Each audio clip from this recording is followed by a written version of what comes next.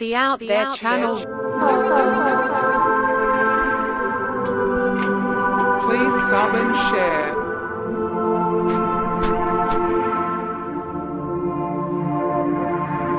Searching for the truth.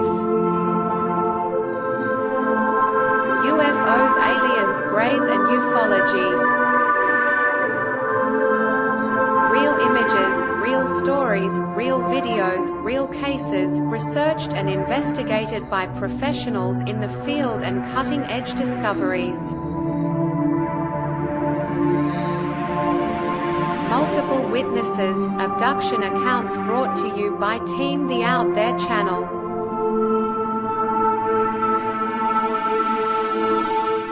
Good to be back. 5, 4, 3, 2, 1. Action.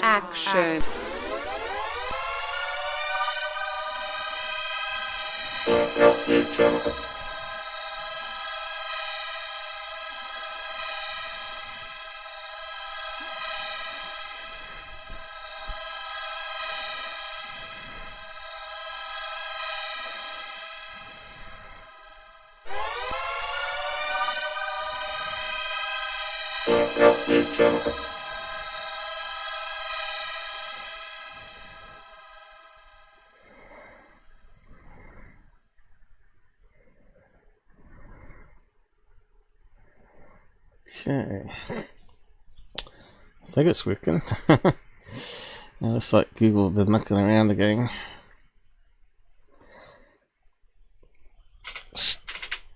Started a wee bit early today because of it, just to check out things.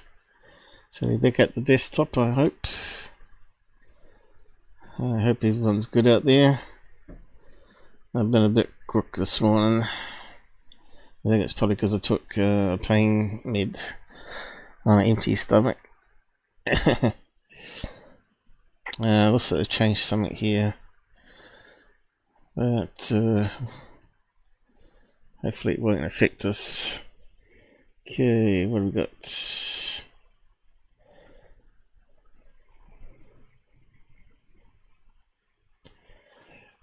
Some people said they can't make it today, or might be late today, so we'll see what happens.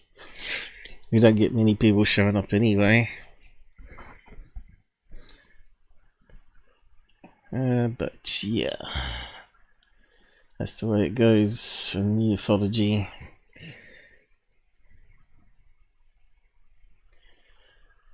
Okay, I'll just post it.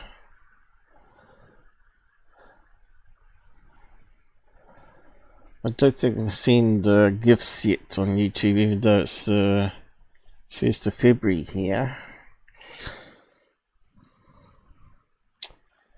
I don't think it clicks over till the 2nd of February.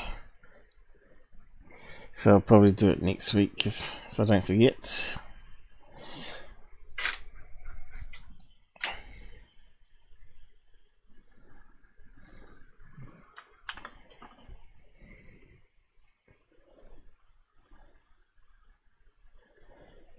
Okay, let's just pin that. Which one's pin?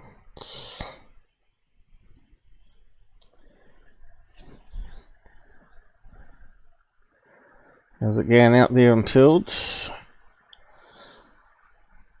Have you got anyone out there yet? Just one person? I'll just reload that.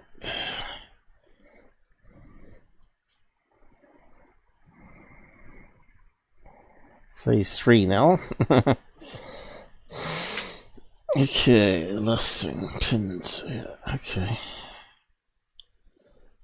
I was just talking to myself. All this admin things you have to do before you can carry on. Especially when you're multi-streaming. Tricky stuff. Lots of things can go wrong.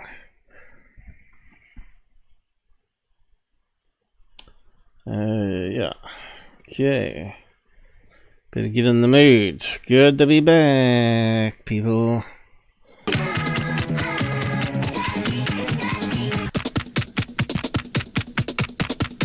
audio, okay. Okay, what's that one? Unmuted, what's that one?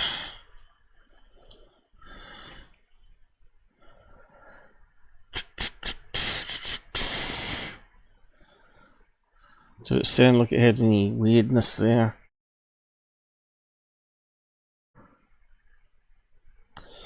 Let's play the next one.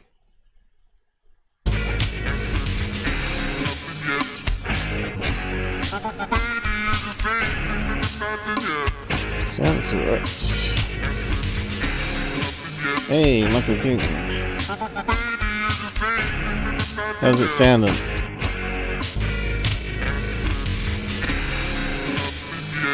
Yeah.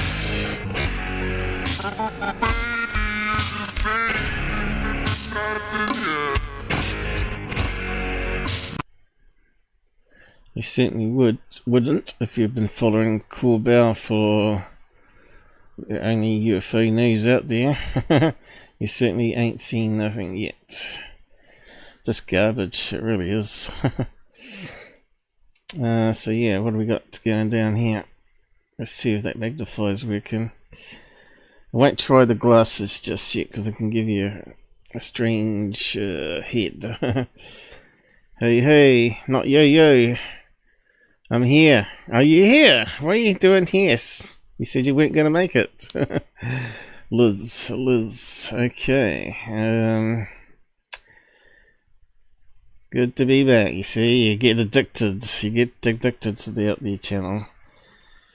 We got our lurkers. I'm the secret, the secret love, I think, out there. It looks like the CPU's glitching a bit. You glitching. It's not a glitch. And I am dumbfounded as to what it could be. I think it's called microshaft. We've been shafted. I don't know. It doesn't look like a glitch. Yeah. The best UFO researcher doesn't think it's a glitch. He's such a bullshitter. Actually, we're going to kick him off first today, I think. What's up, guys? My name, man. Yes, my name is Ken. I can't believe how many people still watch that clown, but anyway. Where's my control panel gone? On the end.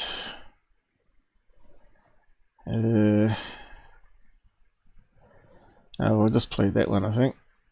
Just before we kick off Secureteam, just wait for everybody to come because we did start a wee bit early.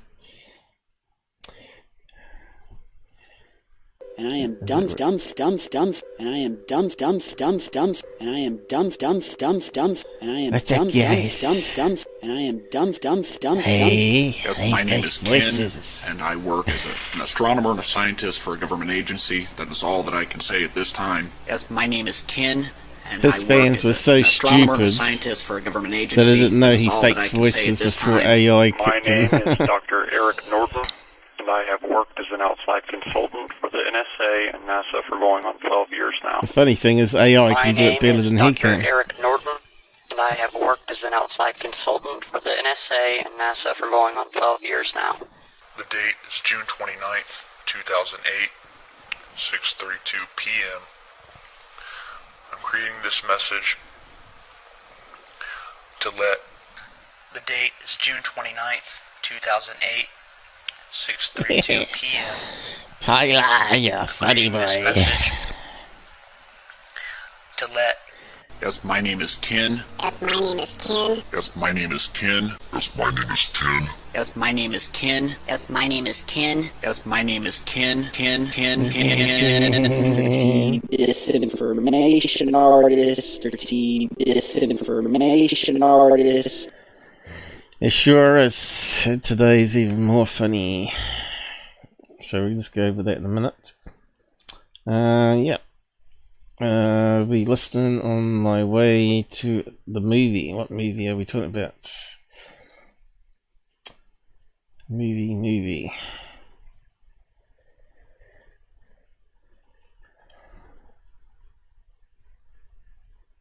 Yeah.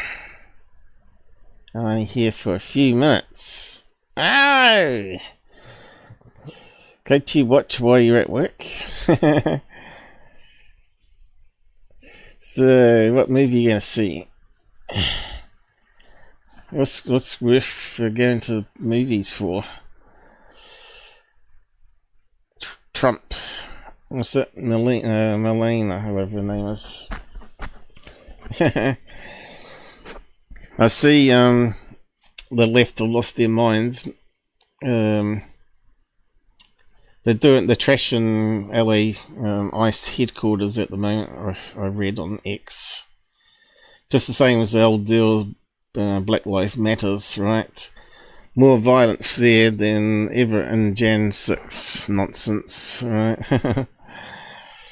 And yeah, hearing all sorts of things. A new virus is doing the rounds from India, transmitted by bats, but they reckon that's been there for a wee while, and there's always a couple of deaths every year from it. And yeah, people want to close the airports to India. I'm sure Trump will do it, but our stupid government probably won't. We got a lot of Indians coming here. You got 50-50 chance of surviving it. Apparently, it's meant to be worse than COVID, and there's no cure for it or vaccine or whatever. Well, there wasn't any for COVID. That was just all lies anyway. But yeah, we're not allowed to talk about that, of course. We'll get banned. What's the other stuff going down? It's more crazy than ufology, but there is a lot of craziness in ufology, right?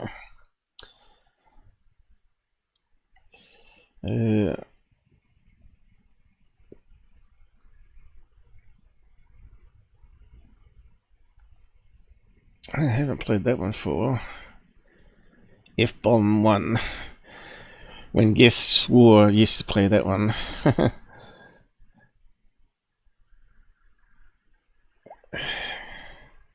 it working?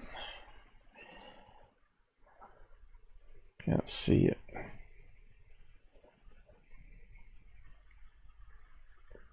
What can I see? Alien in the corner. What the hell?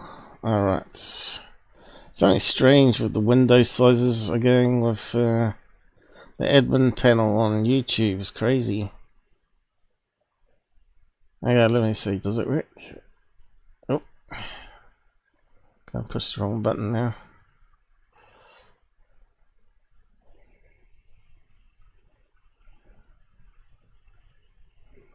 That's so far behind, that's the problem.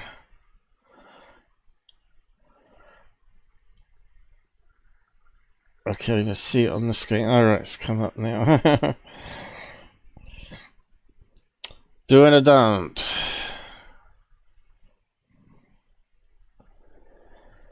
Yeah, haven't had to use that one for a while.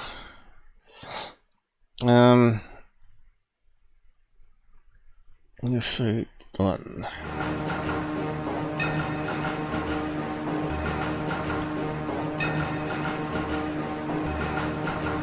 After this, we must start, I guess. Looks like YouTube's a good minute behind what I'm doing here on the preview window. It's useless, I tell you.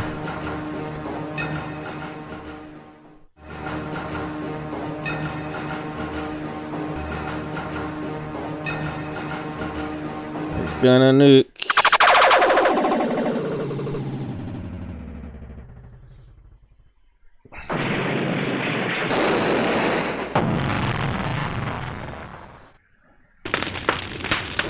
not surprised it's working so good.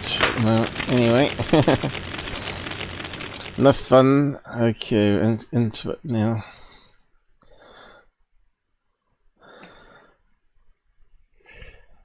Secureteam. Here we go. Tic Tacs on the moon. 1966, is it? Anyway, we'll kick it off and go through all my tabs today. Anything on the last side here? Latest Epstein dump is crazy. Oh yeah, always is. You will never tell. Makes so much fun of me. Oh no. I also have this playing at home for Sophie. That's your dog. I'm sure she'll be pleased. Charlie wouldn't even look at the TV. He knew it was a TV. If you said, look at the cat, he wouldn't look at it. Yeah, let's kick it off. What's up, guys? I've been in hospital. My dad's died. My grandmother's died. Everybody's died. You liar, Tyler. And he's been seriously researching all week just to bring this crappy episode. Full of lies. We went to the moon as trained observers in order to gather data, not only with our instruments on board, but with our minds. And I'd like to quote a statement from Plutarch, which I think expresses our feelings since we've come back. The mind is not a vessel to be filled, but a fire to be lighted. Thank you. Ooh, what does he mean?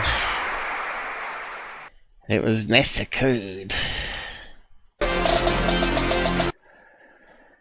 There's that shitty music. Oh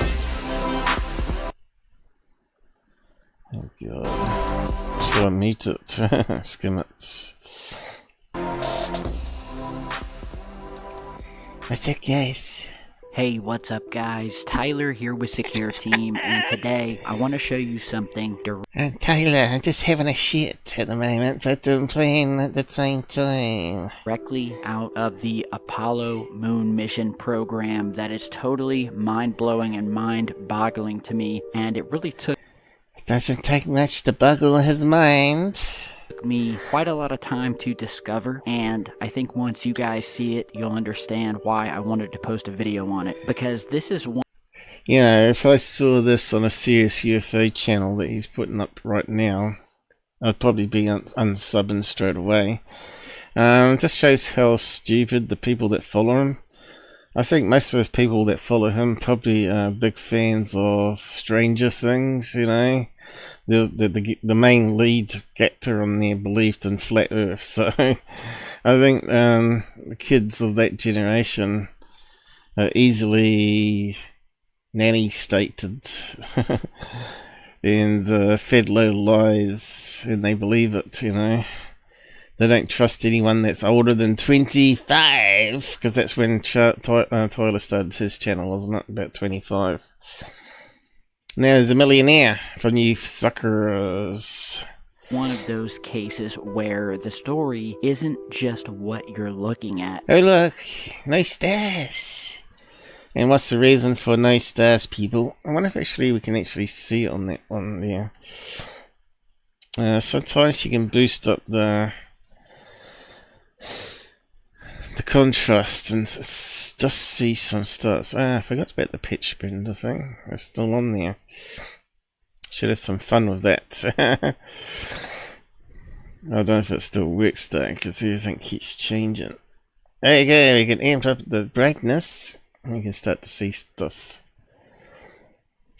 But do we see stars?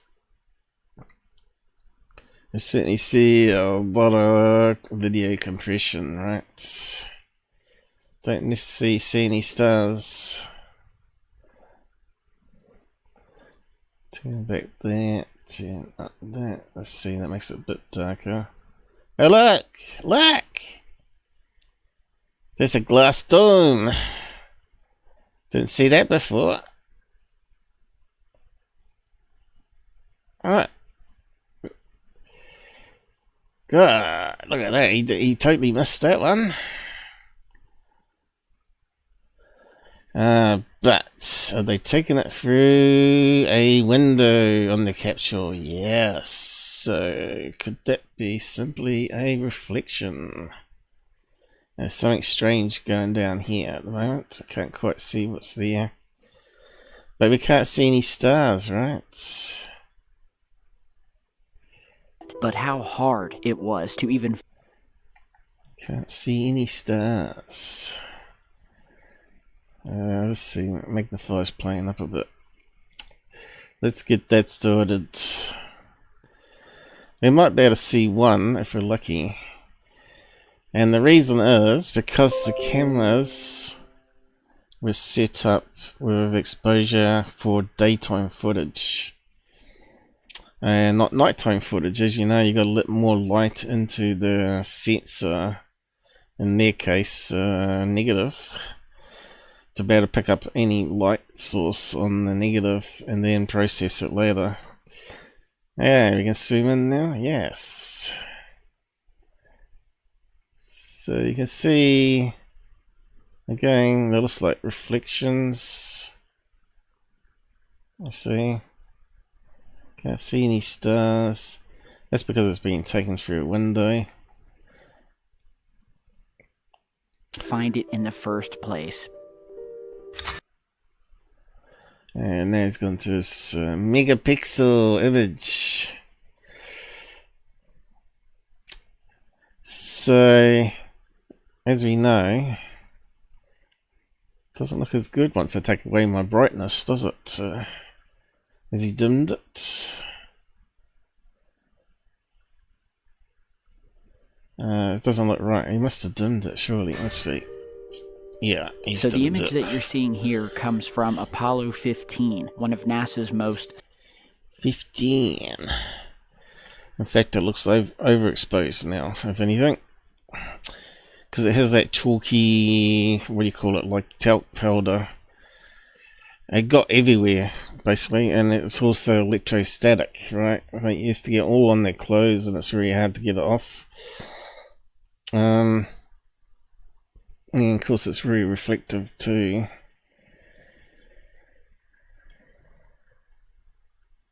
So it looks like the sun's coming this way, on this angle here, reflecting a little peak there. You can see a little triangle, but a TR3B!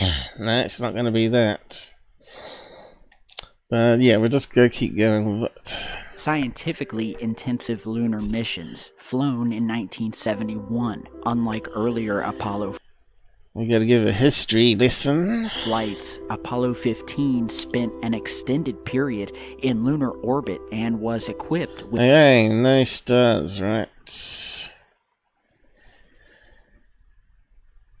And that's because the cameras have been set up for the right exposure for daytime lunar walks and lit up by the sun, which you can see they are.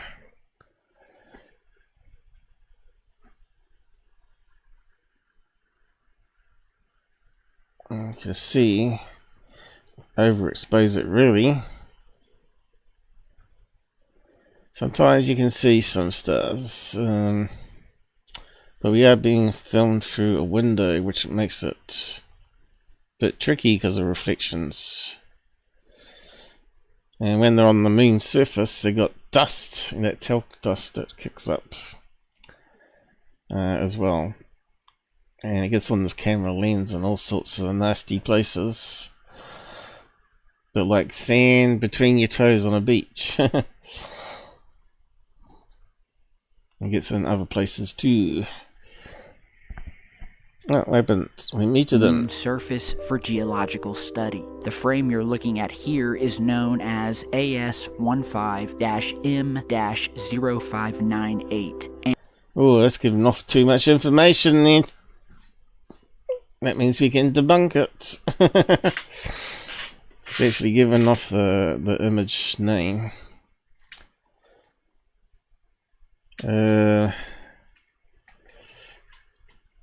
And what makes this image unique is its sheer scale. The original scan of this image isn't small. It's a massive, roughly 16,000 by 16,000 pixel TIFF file, weighing in at over a 1.5 gigabytes in size. So in other words, this photo is massive. And this is the kind of image that scientists use to study crater morphology, surface texture, and fine-scale lunar features. Not something.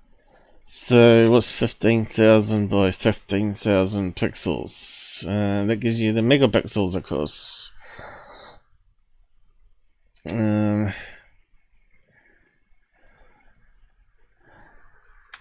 Which ends up being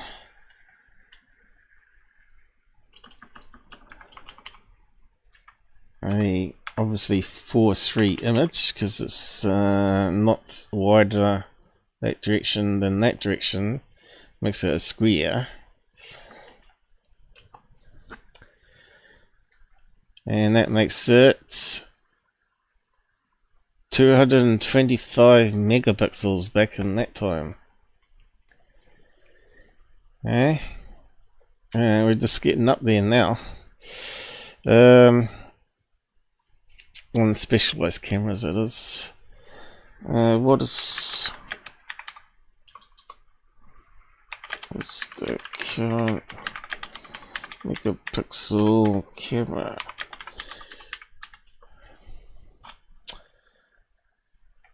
So we've got to understand how the picture was taken, of course.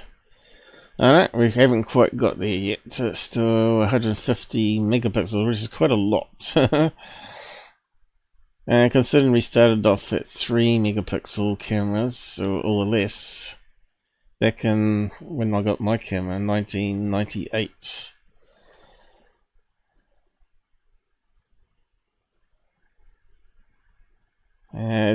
Just shows you the technology is definitely advancing really quickly. 240 megapixels, okay, that has exceeded NASA's one, Sony 61 megapixel sensor, which can be bumped up to 240 megapixels. Holy moly, we have made it. I thought we did.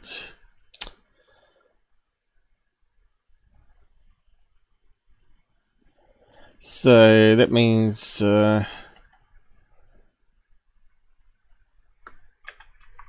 fine.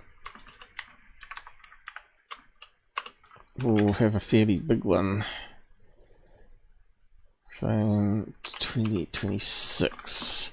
Gotta remember to keep changing the year number now. Samsung Galaxy S25 Ultra, 200 megapixel and a phone. Oh wow! No wonder they cost a fortune at the moment. So yeah, and we see all the crap video footage that people take. And we still haven't got any decent UFO videos, right?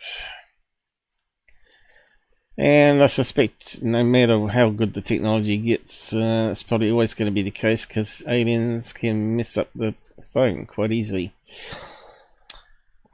Thing that most people... Alright, I forgot to ask it. How is the image made? What do they call it? A gigapixel or something. How is the image made? Apollo mapping camera. Do 15,000.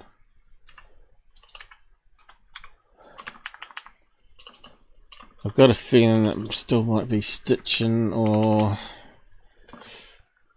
I've lots of little images, but I'm not sure.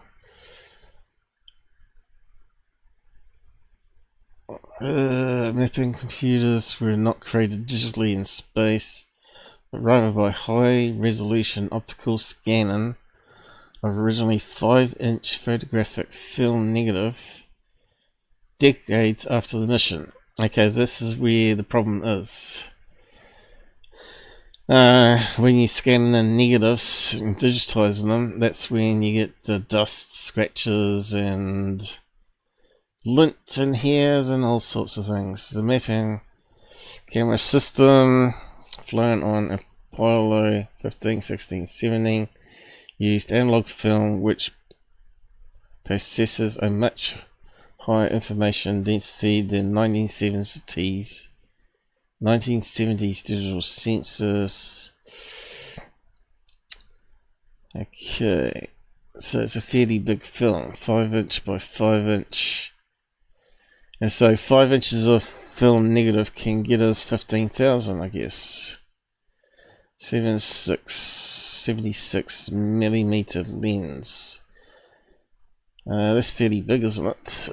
What's that work out in inches?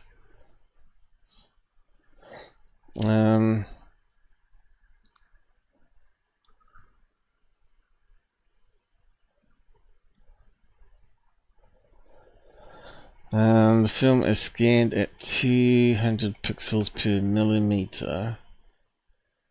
They get up to 22,000 here, 23,000 almost, given a 14 square format bit depth. Right, here we go. Uses 14-bit.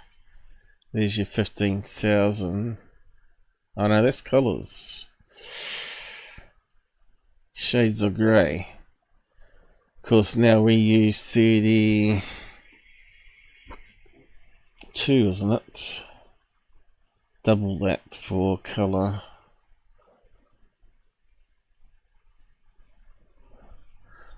There's your 1.3 gigabits, 16-bit TIFF format.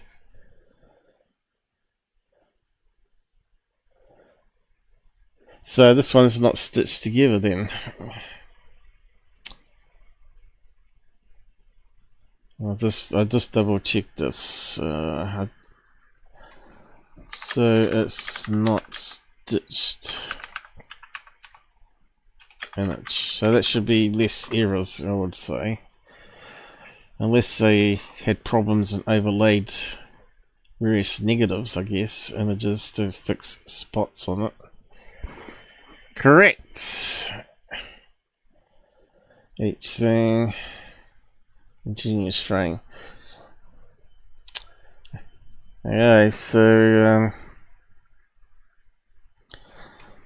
unless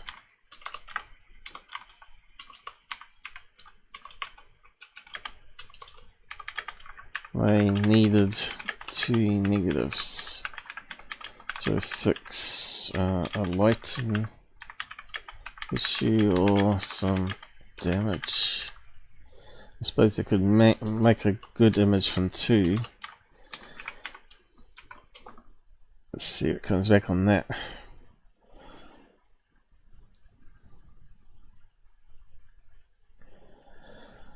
Serialize on extreme dynamic range.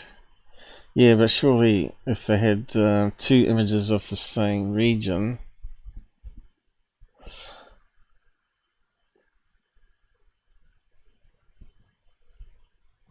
instead of using a second negative, alright, they used digital algorithms to fix it. I wonder if that adds in artifacts. Film damage artifacts. Some frames have lighten like blemishes caused by static discharge, and I've talked about that in the past. That's where you get the blue lightning issues. Looks like a spark. As the film moves through the camera in the vacuum of space, there are typically left as in the scientific archive. So yeah, they suffered from static, didn't they? Because of the film passing over rollers. Even though they tried to eliminate it with grounding. But they also, you get emulsion peel, and it loses the red and the green layer, leaving only the blue layer. So sometimes some of the blue specks is that damage, the film negative itself, chemically wise, and all the slides or whatever, and also the static sparks, which Secureteam has said there are UFOs in the past, right? I'll just leave that there. I'll go back to a stupid video. So we're gradually piecing together. Oh, I got it here. In the right order. Will ever zoom all the way through or down in on. And well, that is where things get interesting. So as you guys are seeing, this frame shows a large impact crater, photographed from orbit. The image itself looks fairly unremarkable at first glance, but when you zoom all the way in, and I mean all the way in, scanning edge to edge, pixel by pixel, something unexpected appears on the far. Is it a UFO? Or was it a Tic Tac? Or was it alien? Okay, so we know it's all done in one sensor image. What does it say up there?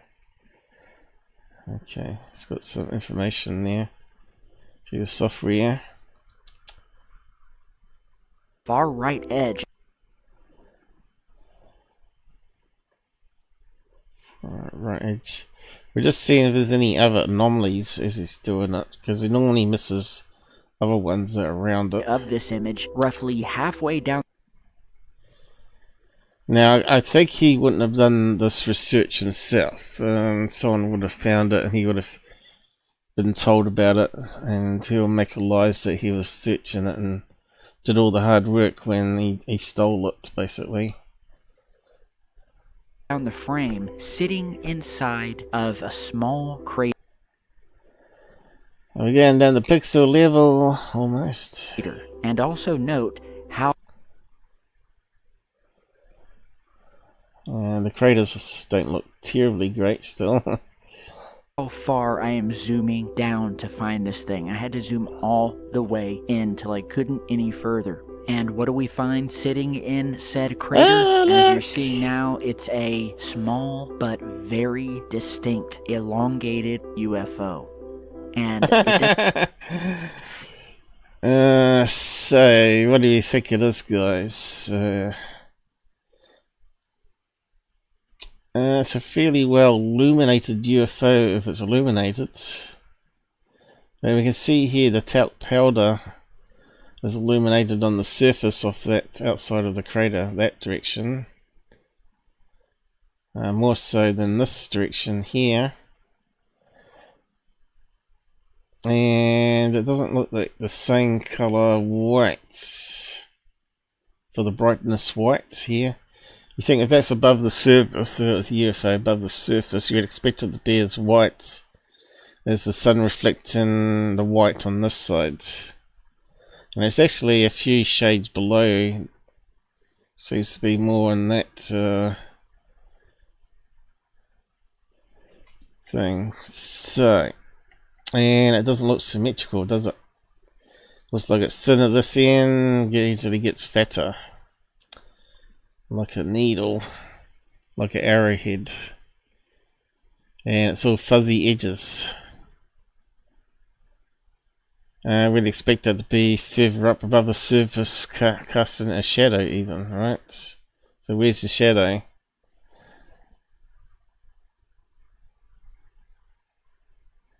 I don't know if we get any further on it. So, what's the likely explanation of that one? Well, it's not a hair, obviously. But they did use white lint, so-called lint-free rags, to wipe the dust of the lenses. And of course, left little bits of white lint everywhere. We're talking about a really, really small piece that wouldn't have been visible by the eye. As you can see, we zoomed right down. So that's a bit of cotton, basically, a bit of cotton, white cotton. But anyway, he's going to say it's alien craft. Doesn't look like anything we've ever sent to the moon that I know about. So as you guys are seeing here, and I will show you guys different views as well as some artist renditions hovering or sitting. Yeah, so he's using AI more and more, just like most of the shills out there, to make their fancy thumbnails. Within this crater, and what it might look like if you were down on the surface, you'll notice that it's got no shadow. And we can see the light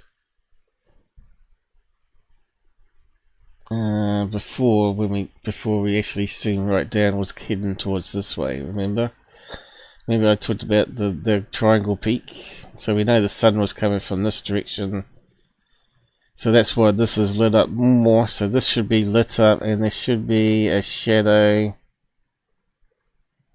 in this white area, I would have thought, down here. There isn't one. This is distinctly an object or a structure of some kind. It's not. So I guess just as well, it doesn't work for NASA then, doesn't it? Or military for looking for missile launches. Circular. It's not irregular rubble. There's a bit of lint and there's some more on this image that we're just not seeing. Maybe even stranger shapes of lint even.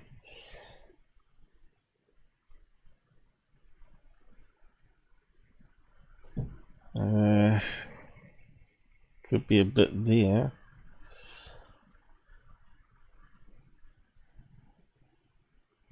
It does look like there could be something going there. There's that bit of lint on top here. That one's bending. Or rocks. It is a smooth, cylindrical, and cigar-shaped UFO standing out sharply against the darker moon dust or See, I reckon people, if they're purposely lying about stuff, haven't got any qualifications. I think YouTube need like a community standard to have them removed or silenced. Or they should have a compulsory label. This is my opinion. I have no qualifications. I have never worked for NASA. I'm not a video expert. regolith, as it's called, that is surrounding it. Now, what's in... Now...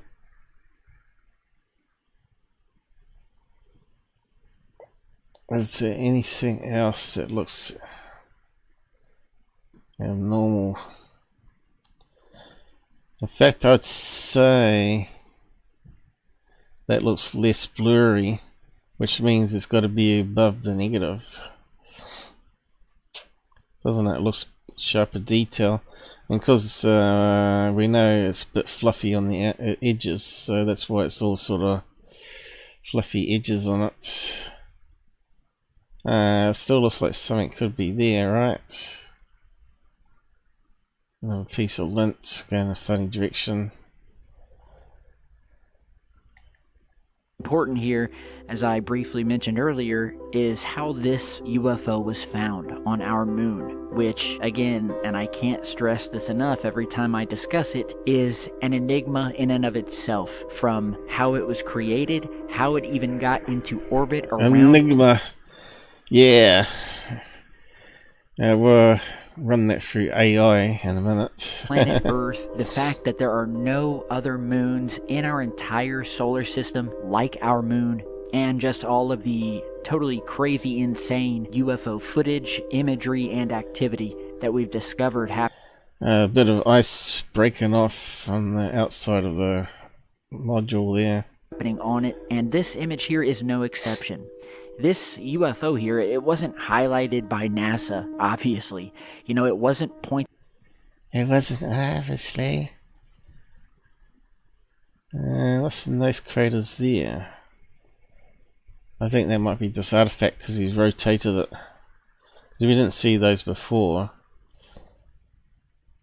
The buildings! Domes, no. Pointed out in any caption or study. I only came across it by sheer luck while manually scanning this image. You liar! Sheer luck, manual scanning. You're such a liar, man. Enormous image at full He's resolution. laughing. I'm laughing too. Something that would typically take weeks with this.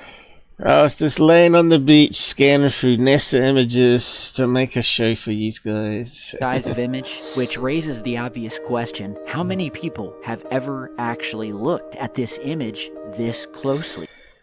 Only you and Street Cap 1, which is another shill from Scotland. bad Scotsman.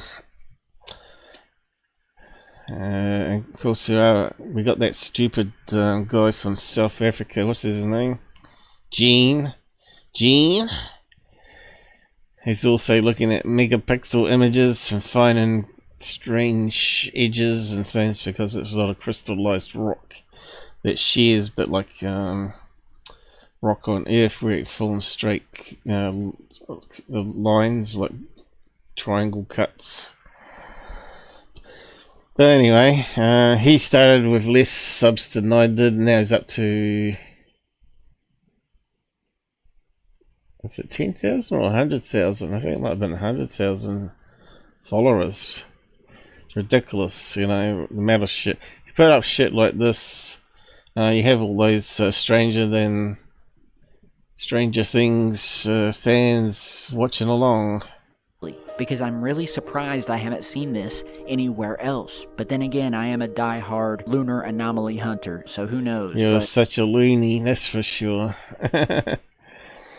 Anyway, I asked AI about this. Let's go through what I asked it. Is there any lint or damage on this NASA image? So I gave it the link. Apollo frame, blah blah blah. Like many Apollo era film scans may contain lint or dust particles present on the original film negative during the scanning process. Additionally, the image includes recessu crosses. So that's those little crosses that got every certain distance on the film, because they have it etched on a glass slide in front of the lens, right? Which are not damaged but marks etched into the camera glass plate. There we go. So it said yes. Although I don't really like the Gemini one as good as the X1 AI. Are they white Tic Tac shaped lints? The white Tic Tac shaped markings visible in the image are most likely dust or lint artifacts. There you go. So it's repeating again. They are distinct from the intentional evenly spaced crosshairs. Okay, we know that. Are there any area on that image, an example of one? So I was seeing if AI could actually scan an image, and it didn't. It says yes, and it looks at other images. It doesn't look at the image I was referring to. Numerous examples of these white Tic Tac shaped artifacts. So yeah, I said look on here. referring to these links here, I guess. It wasn't too clear because it hasn't got little paper clips at the end to click to open up. Near the top right corner, looking large expanse of dark space, not the lunar surface, you'll find many small white streaks and spots. In the center of the image, within the black border area, there are several visible Tic Tac or hair-like white shapes right on the very edge. So I opened up the images.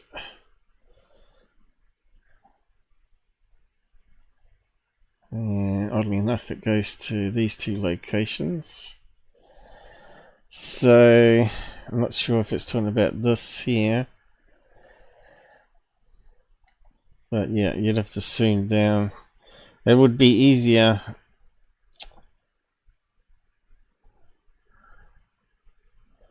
Would be easier if we could see this one. We can see little white. So that could be stars, or it could be dust. And we certainly can see a lot on the image there, and we can see what looks like a blue something there. Where's it gone? Where's it gone? I'm too far in. I've lost my way. Oh, there it is. So that could be emulsion pool, I guess. Emulsion pool. Oh, what happened there? You stuffed up. Alright, opened it up separately. Okay. There we go. And I can see it looks like scan lines going across. See that there? Oh, we're getting right down to pixels now. See the scan? These little, looks like dust scratches going across. As it's been fed through the scanner, I guess. Oh, and there's some scratches from dust there, look. Or is it on the lens itself?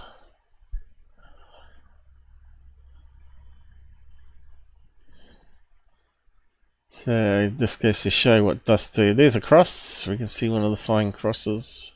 Another cross there. Do we see any Tic Tacs? See little blue specks.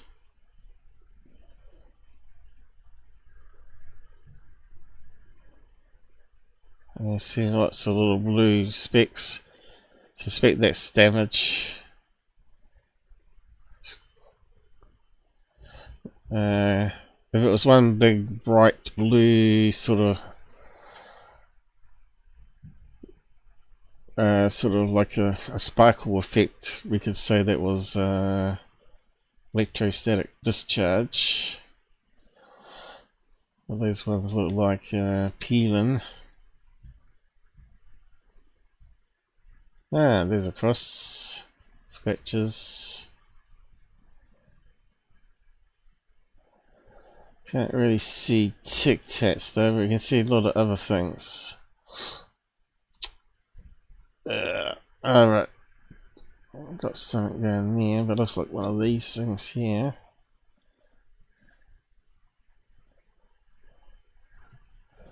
So I don't know if it's talking about Tic Tac on that one, but there's certainly a lot of artifacts on it. And where's the other one? There. And that one's got space as well.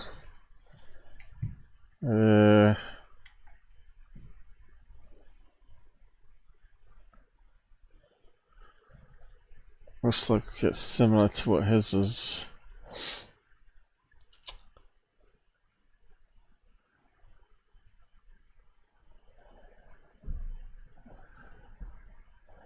Like the bright objects seen at the top center. B, the command module Endeavour. Alright, so it looks like it's filming through a window, right? We've got the edge of a window. And it looks like we've got some reflection of what's behind them.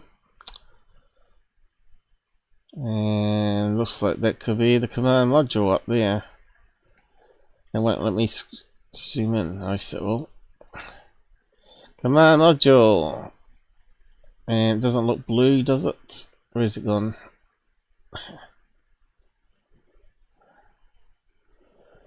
Ah, come on, where was it?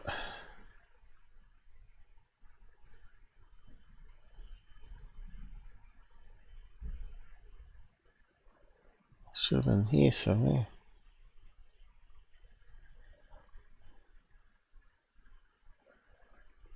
That's crazy.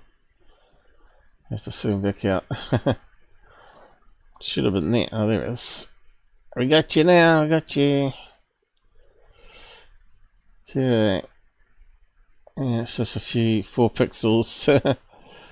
You can see it's 4 pixels with some artifacts around the outside. So that's the command module above the moon in orbit.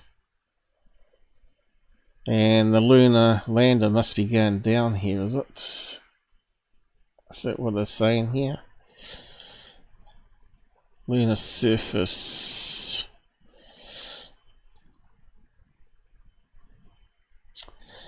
Anyway, any other artifacts on there?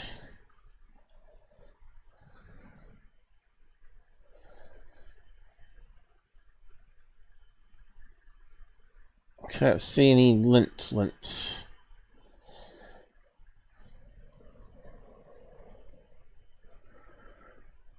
So yeah. Alright, we got another image.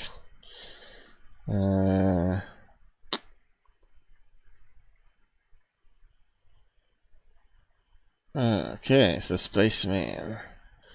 Now, is that reflected in the window or what? I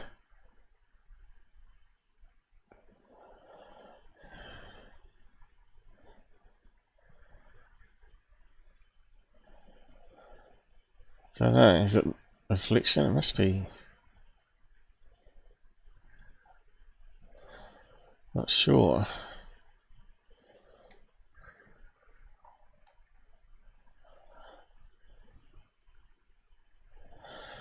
Anyway, like I said, you can spend ages looking through all the images like that if you want to.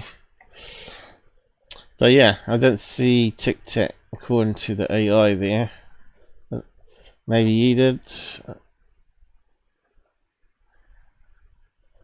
But yeah, I didn't see anything. Alright, so is there any other things there that we can see?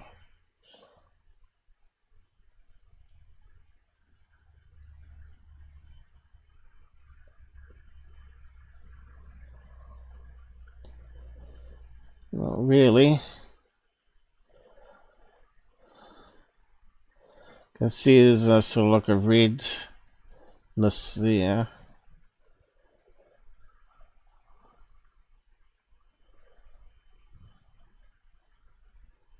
And scratches that way, that's about it.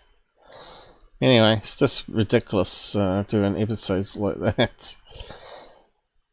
So yeah, we can close down some of these ones now.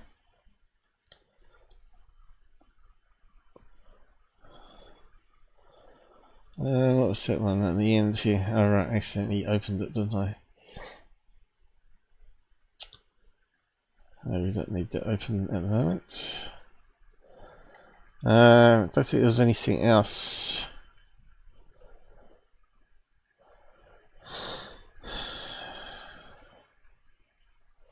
So, I thought there'd be a load of images, but maybe lint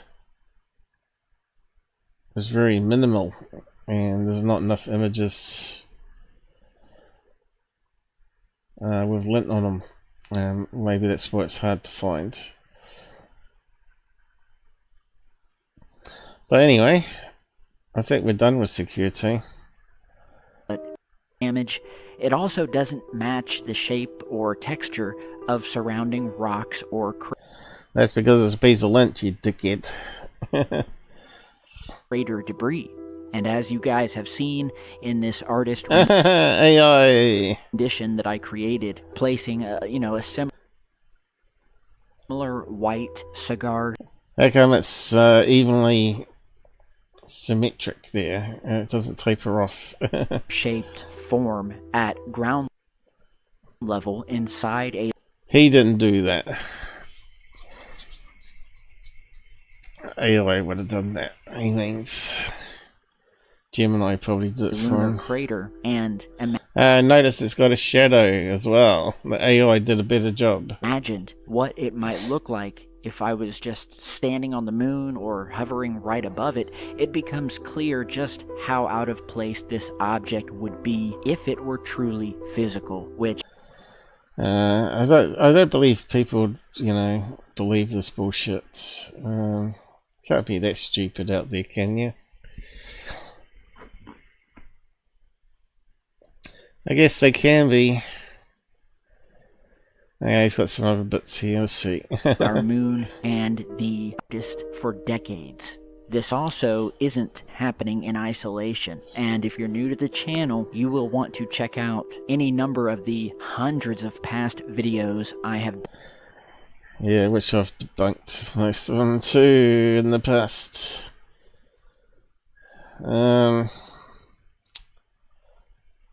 Employees' desk. Oh, yeah, that one. Where they got a square, shapeless shape of where they're going to target smashing a old piece of junk in space into the moon to measure, but like one of those underground mapping computers. They can map what's in the moon, whether it's hollow and all that sort of stuff. So he's zoomed right in here, so yeah, I'm not sure what he's looking at there, but I think it's that square piece. And the obvious extraterrestrial activity that's happening and occurring above it and on it and likely inside of it. Okay, are we talking about the blue dots? So whether this object... we're talking about a bit of lint that's actually in a circle this time. represents something artificial, something left behind, or something we don't yet understand, one thing is clear. It doesn't belong comfortably in the conventional story that we've been told about the moon. And that's why images like this still matter and deserve... They talk about NASA airbrushing everything out. If that was the case, they would have gone over it with AI nowadays and airbrushed them all out. They wouldn't have any videos up on the web that showed UFOs or Tic Tacs. So yeah, we know what it is. With all of the attention and viewership that they can get. Because if it's one thing I've learned in over 10 years of doing this kind of research on this channel, sometimes the most revealing discoveries aren't... You don't do any research, mate. ...hidden by secrecy. They are simply hidden by scale, buried in data. Data, or data. So vast that almost no one ever looks. Hoagland taught this guy well. Okay, we can set back down, can't we? Let's see what these guys are up to. Anything out there? And we got watching. We got 9. Okay. Despite we got 2 people that have left. The most talking ones. Unidentified fuzzy object. Yep, we can zoom further than what he can, even.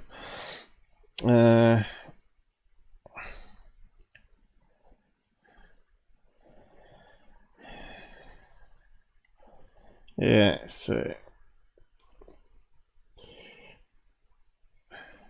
we'll have a read of the comments, I guess. There are tons more anomalous things I found. Lawyer. He even makes me sneeze. Within the image alone, so look out for my up and coming, so he's probably going to make a few episodes out of this one to find more lints all over the place. Looks to me like there is at least 2 or 3 other things in that close-up. There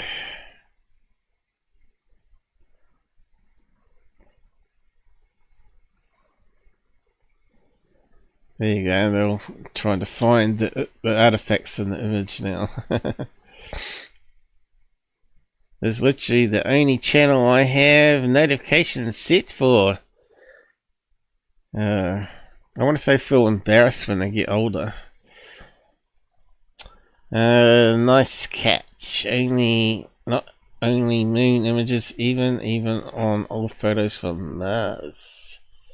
In fact, if you look through your great parents' photographs or slides, you'll find them too. Hey. At SourceCode01 donated £10 through Super Chat. _Mr. Gray. Did it come out better? It's meant to overlay the black background now, so you can actually read what it says. I fixed it up. Oh yeah, just look at it, was alright there.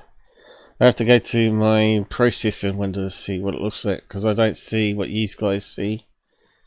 Because it overlays it and sends it out to Google combined. What else we got here? Nice catch, so good to have you back, man. Insomnia team, that was me last night. I think I only got 4 hours sleep. I'm lucky. At 72 years and a graduate of the early George Knapp days, Secureteam now brings another UFO craft shaped front and center. 72 and still done. Okay.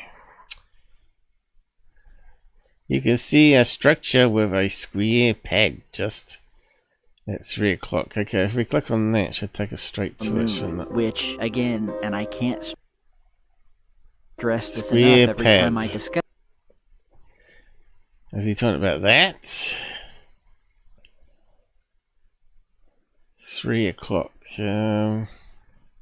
It'd have to be, wouldn't it? Straight across.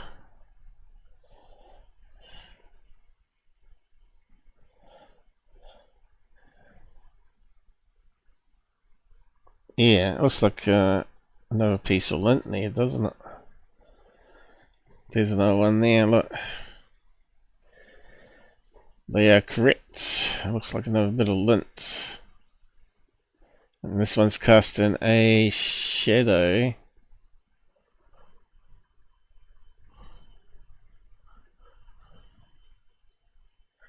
Directly underneath it. Could be compression. Because this is on a dark background that doesn't have that showing up. But yeah, they're correct. There is something there. You missed that one, Tyler. You left it there for the fans. You knew it was there, though. Yeah, I got it too big now. Too much zoom.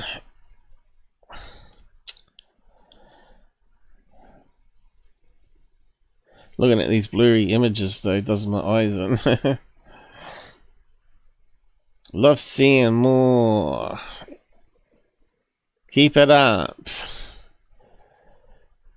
So it wouldn't take too much to make a fake channel putting up garbage like that all the time, right? Well, these people are not experiencers, because they'd be shouting at them saying, "Stop shilling, you shillhead."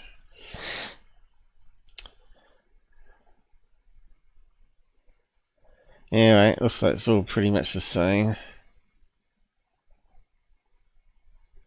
But I have 2 issues, only 2. What is the artifact at the center of the screen?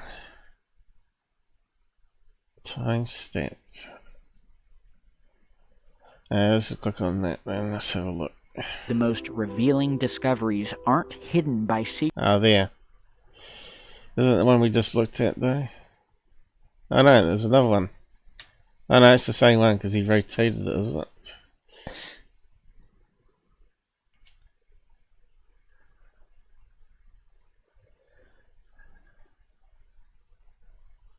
It looks like there's something there.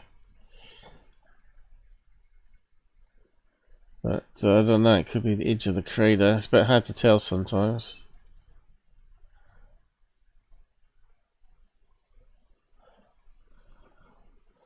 But yeah, you go.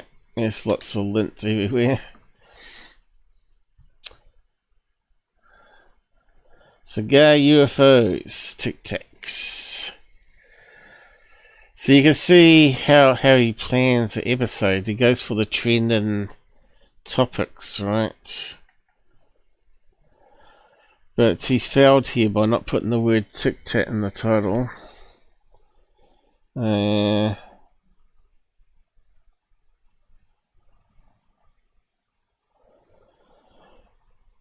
He's probably got it in the description, has he?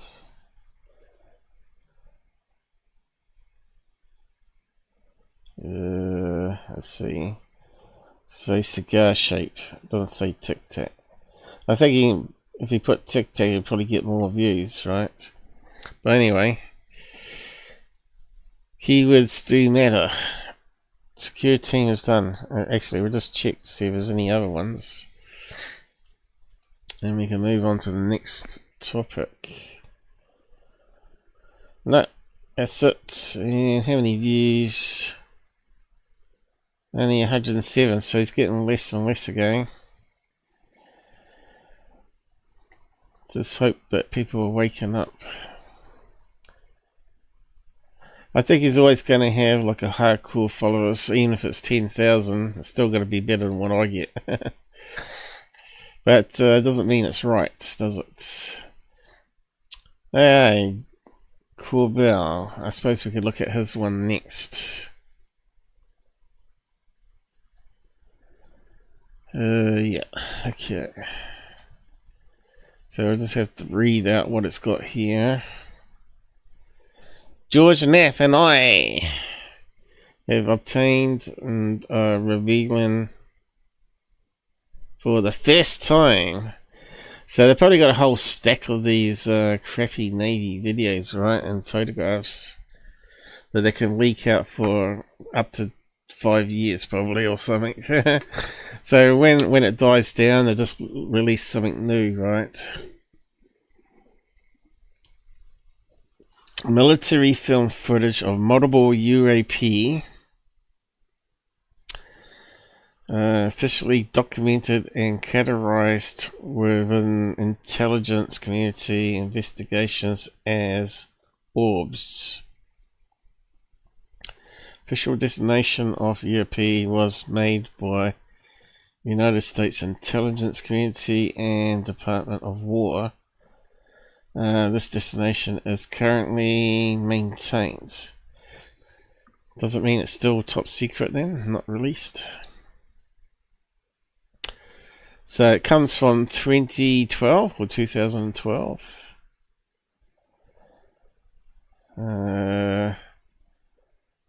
Just getting dark, is it? Probably not. Middle East, is it? Persian GULF, yeah. 6:30.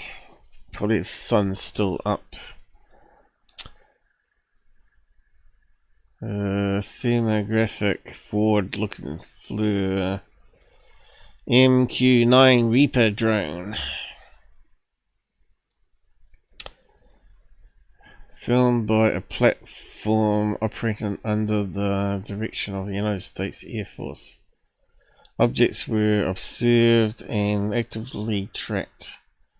The UAP appeared to demonstrate abrupt directional changes in intelligent control, absence of traditional propulsion or thermal signatures. In other words, you can't see jet engines, I guess. During performance were noted Origin, intent, and capabilities remain unknown. Yeah, let's watch of it. Hasn't got to zoom out, has it? Oh, yes, it looks like it could get bigger. But we'll zoom in ourselves if it'll let us.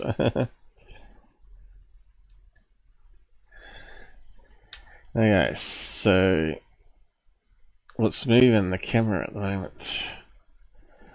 So really you want it stabilized where only the objects move, right?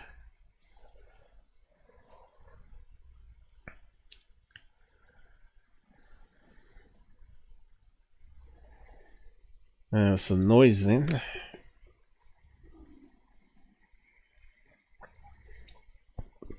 A nice pixel UFO. Pixels is all we get.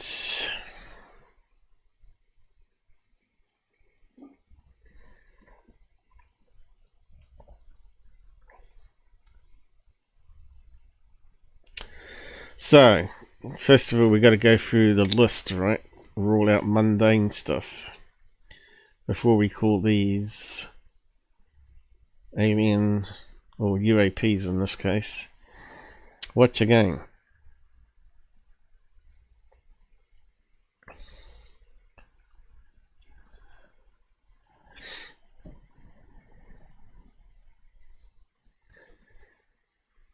Okay. You see the camera wasn't moving then, but the objects were.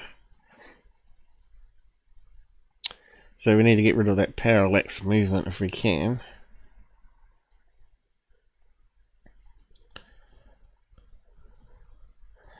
Looks like it's not 3 lights on one craft because we're moving in slightly in the middle, right? See that there?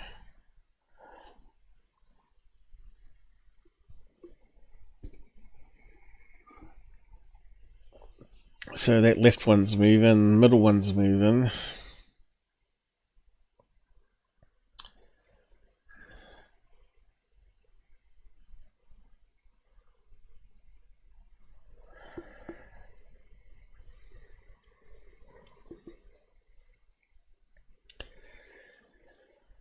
Now, let's make a list. Can we rule out balloons? Could it be balloons that have like a heat source in the center of them to be used as decoys? Some new decoy technology. Radar reflectors probably as well.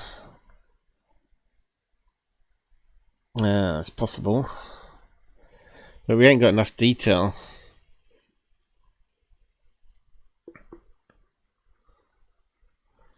And they seem to occasionally flicker.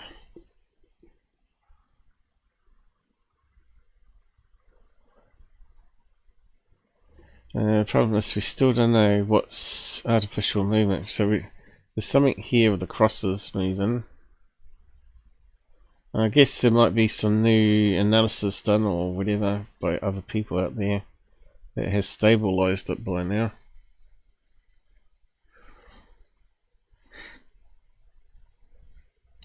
So it sort of looks like another possibility, sort of a little flickering going on there.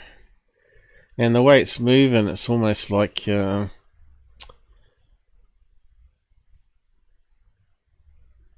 geese, 3 geese in the air. I guess they're fairly sized birds, you know. 3 birds flying together.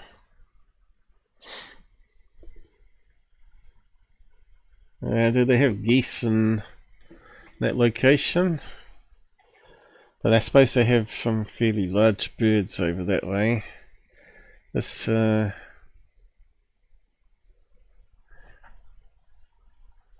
ask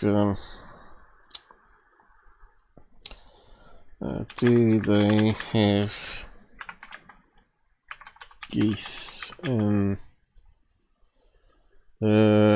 Persian GULF, was it?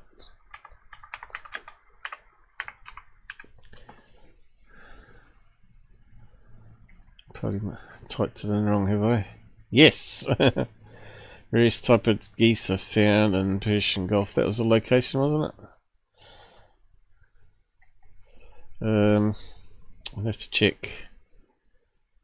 Winter. So what was the date? What's the date of it? Where is it again? Yeah. Date. Have we got a date? August. Okay. So we need to find out when they migrate.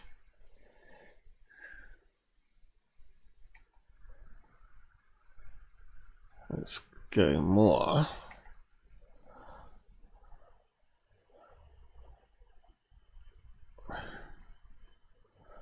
Dig deeper. Okay. Do they migrate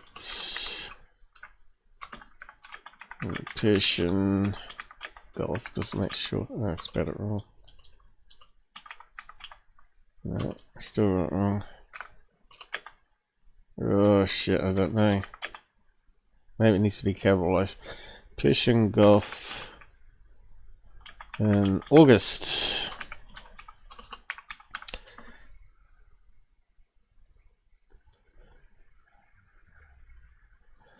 I'm thinking,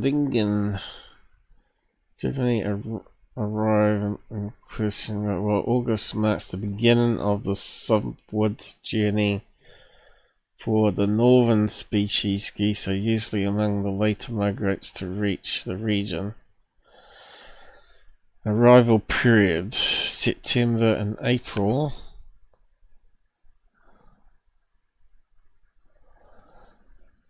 Peak geese season, late November.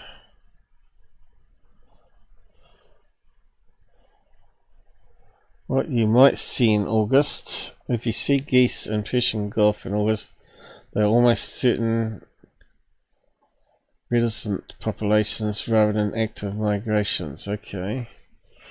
Domestic flocks. Egyptian goose have established year-round population urban parks. So, well, there you go. Alright, so definitely geese there.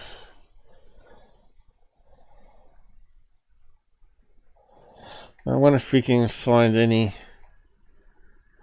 Have we any geese on FLIR video?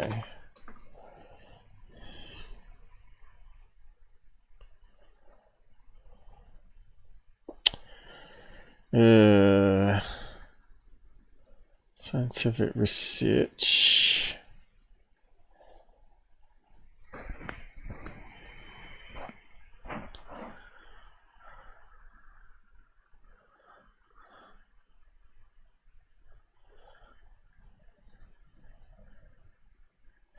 It's got something here. Freaky thermal images of birds. That's colorized one.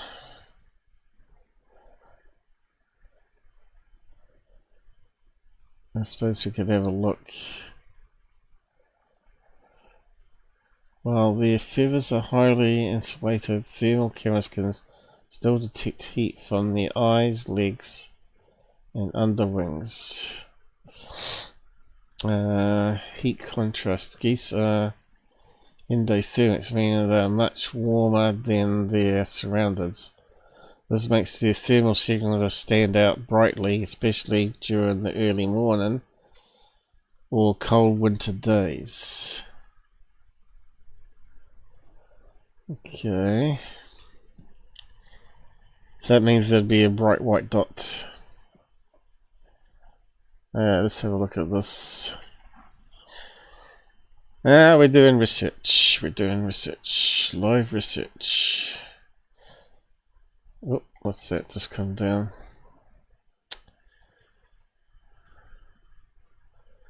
Okay, definitely looks like birds. Better image than what we get from military.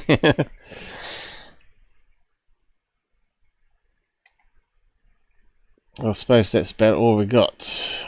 Damn. What's freaky about that? Definitely getting lots of heat from the eyes. So we'll probably have to try a different search if we can find something.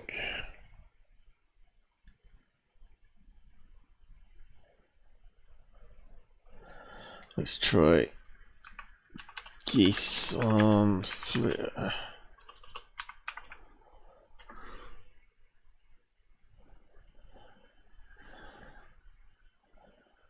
Just, oh, that's 4 flying together there.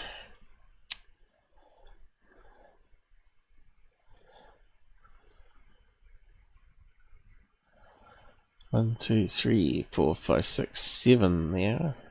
2 there. And you notice they do glide a lot, right? So they won't be flapping the wings so much. Oh, here we go.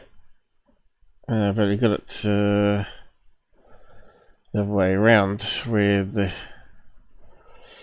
heat is black rather than white.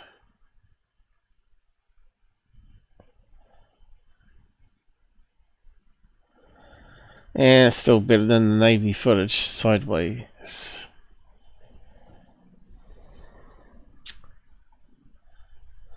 Let's see.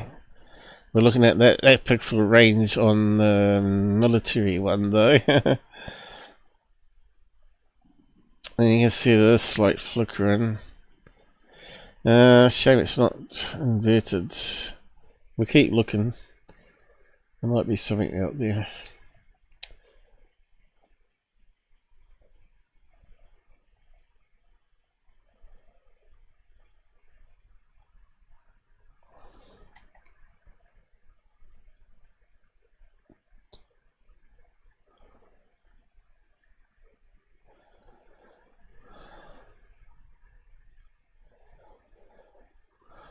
Suppose we've got to put it in quotes and then need to narrow it down.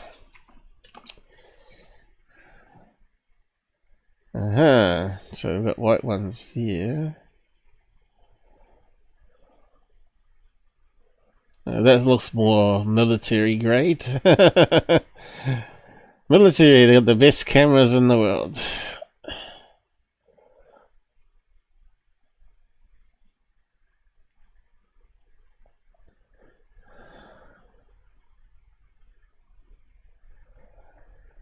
Alright.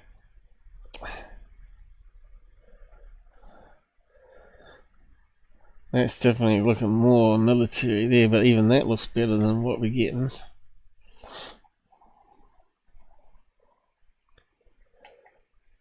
Why is it not zooming in? What's going on? There's something going on.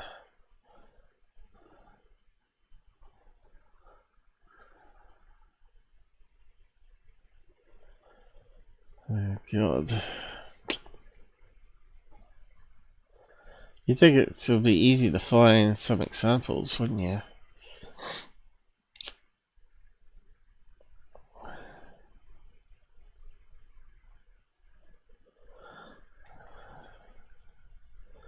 But it looks like we're not going to find anything. So we can't do a pattern match. Apart from that one we already looked at. High speed thermal camera. Okay, let's have a look at that one. Colorized there.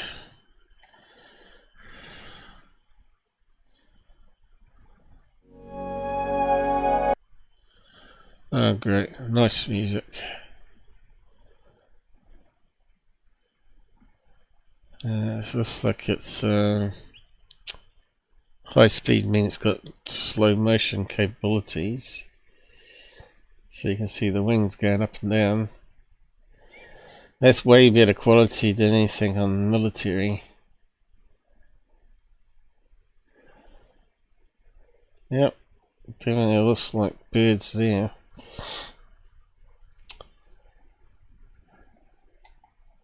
When was that one put up? 5 years ago. So that's 8-year better technology in FLIR. And it's only, it's not even HD, it's still SD image here. 1000 frames per second. Well, that's way better than military. MWIR, medium wave infrared.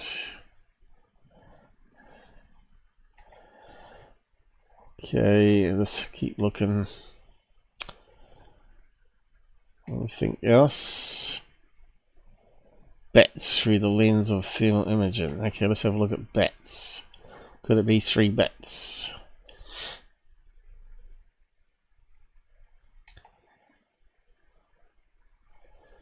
This looks like it's going to be better than what the military got. Oh yeah, you can see it's a bat. It looks like a little head on it. Oh, gone.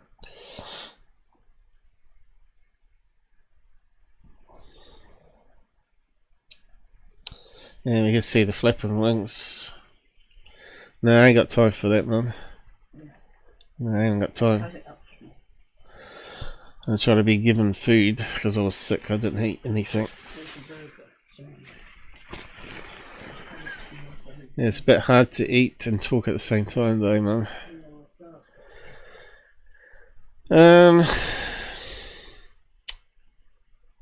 That was that. So I think we're pretty much stuffed for finding crappy footage, apart from what third phase and Secureteam have put up over the years. There has been a few blobby low-grade FLIR cameras used that look very similar to what we're seeing on the military stuff. I should have gone back one. I've lost my search. Okay, so where did we get to? Well, let's just keep on going here.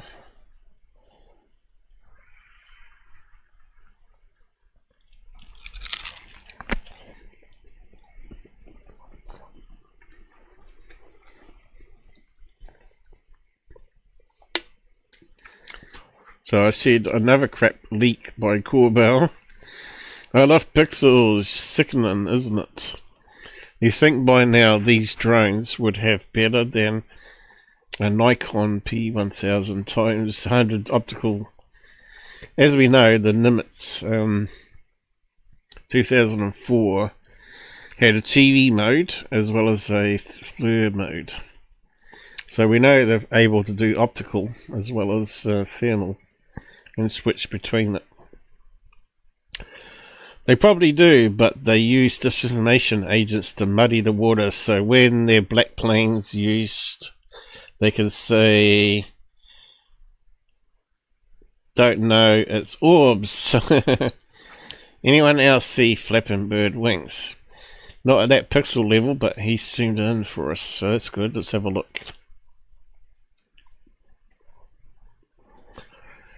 Does kind of look like a blurry version of what we just looked at with the geese flapping the wings, so.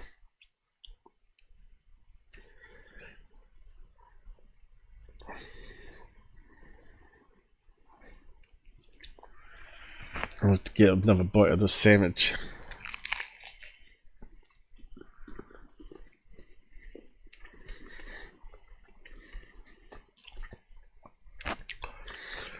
Definitely looks like wings going up there sometimes.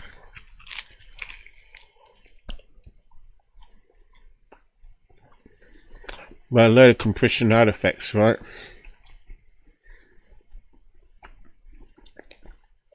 They're just too far away.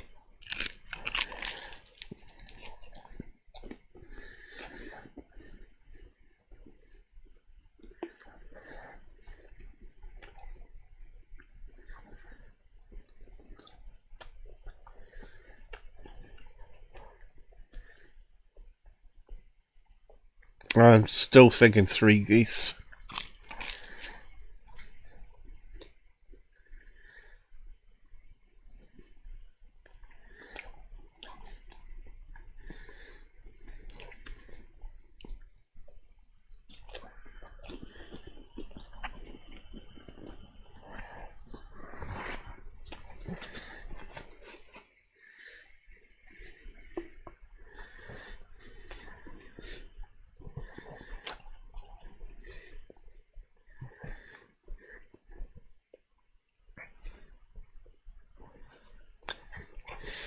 So, I said yesterday,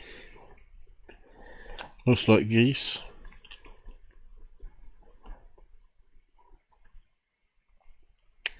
Video 3 confirmed burst. Right, video 3 spooky UFOs. 5 hours ago. Okay, so I haven't seen this. So he's managed to find a video. Okay.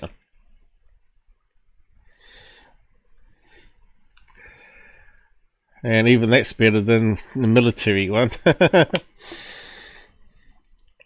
I can see little blinking.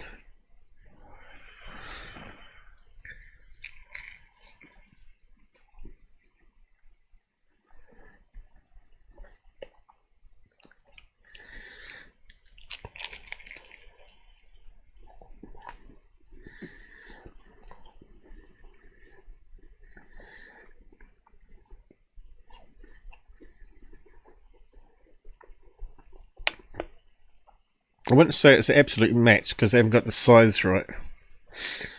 They need to zoom on the green screen a bit more.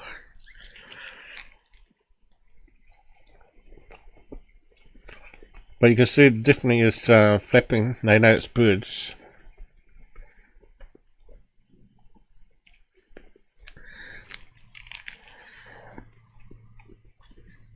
I'll say this is a more modern FLIR with more pixels than this piece of crap over here.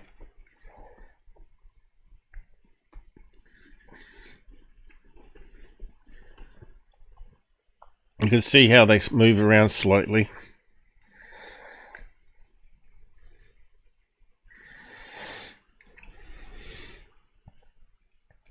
So yeah, that looks pretty good to me.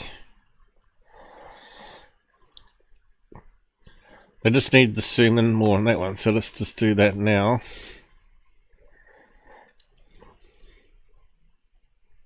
At least I got it stabilized. Definitely you can see the blink in this around the edges there.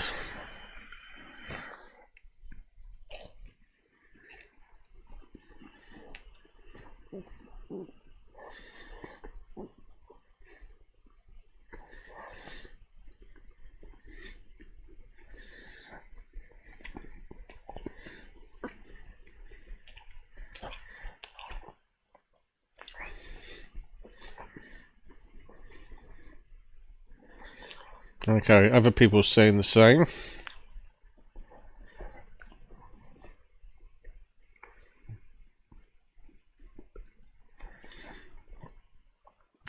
Paranormal Chris.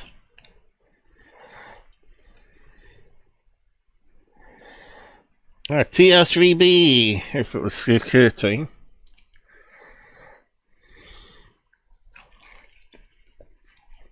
I think that's the same video as what we're looking before.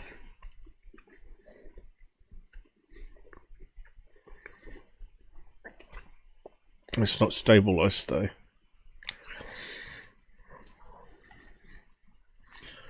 Alright, what else we got here?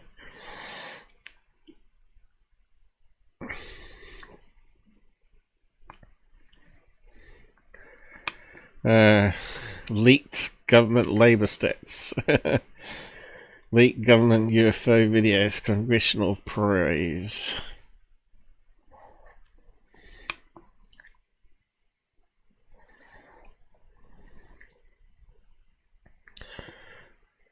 So what's this saying? That Corbell's being investigated? Maybe it should be. Leaking military information.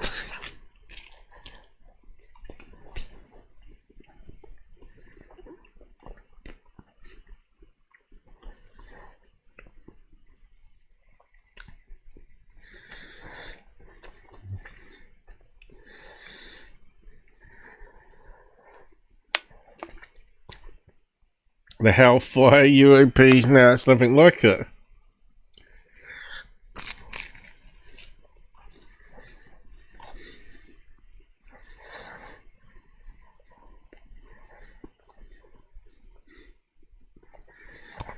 That's debris, nothing to do with flapping wings.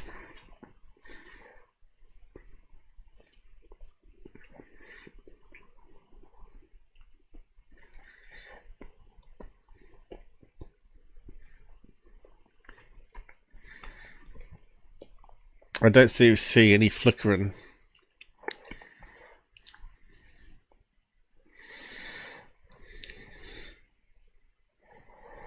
No, it's not the same, is it? It is initially in the first second as it's spinning and rotating, but you can see it's not flickering the same way.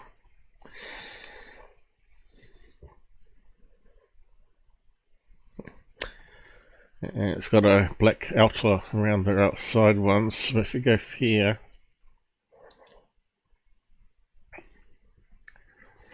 hasn't got black all around the objects.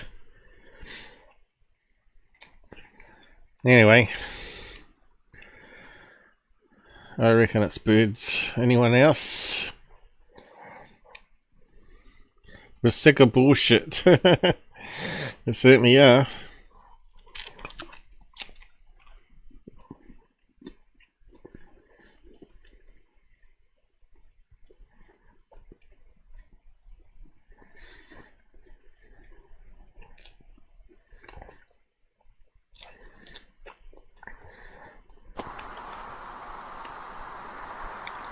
Well, which could be. Could it be birds?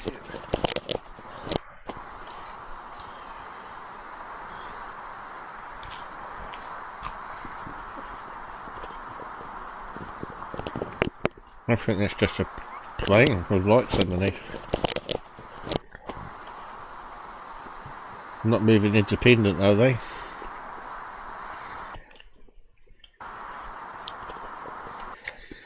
Could be a lead kite even. RC kite.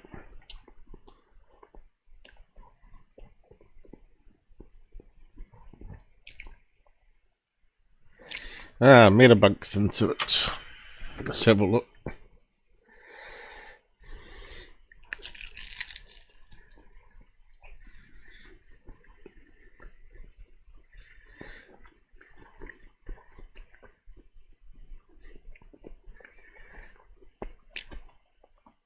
Is that stabilized?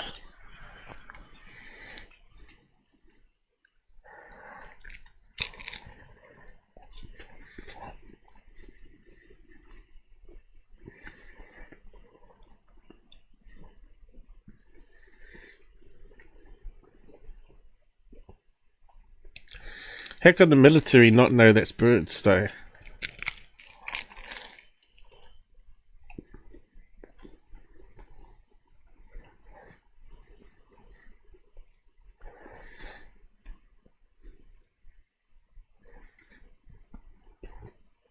I almost got rid of the savage. I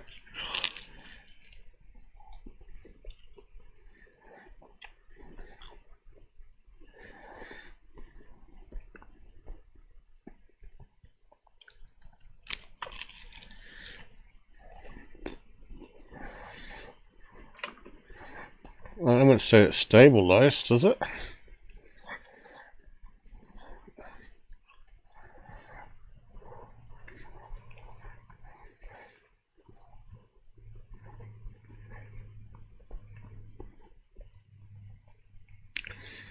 Years and years. It'll be going for another 5 or 10 years, mate.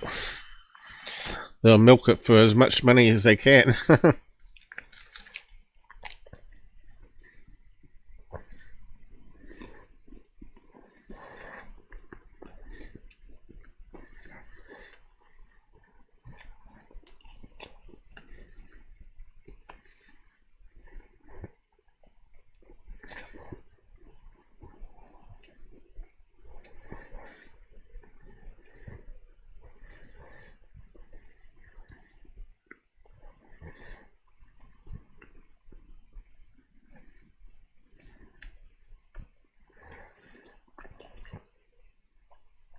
Okay, what's he saying? C5.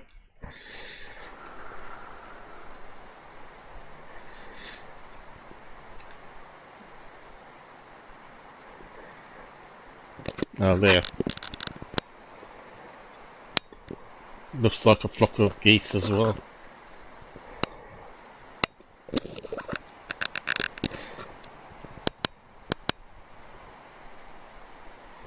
Too far. It's good quality, like a Navy video.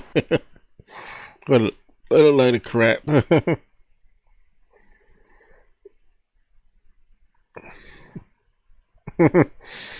You got it, mate. You are both hilarious, everyone. And I mean, everyone knows these orbs are our tech. Ashton Forbes, he wouldn't know shit from Clay. And more importantly, you have Ashton Forbes to thank.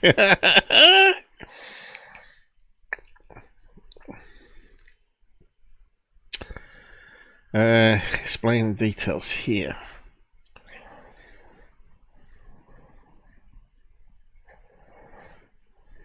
Bound, let's take 1/10 of that. So we just assuming that this was maybe 1/10 of the mass of an F-18, you come out to a power that you can't read under there easily of 1,100 gigawatts of power.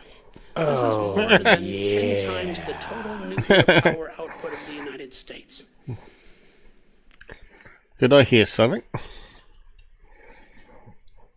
I heard, oh yeah. Well, I got rid of that sandwich. I don't know if you heard me mention it. But if you have a hot sandwich, you got to eat a hot sandwich, ain't you? Who we got still out there?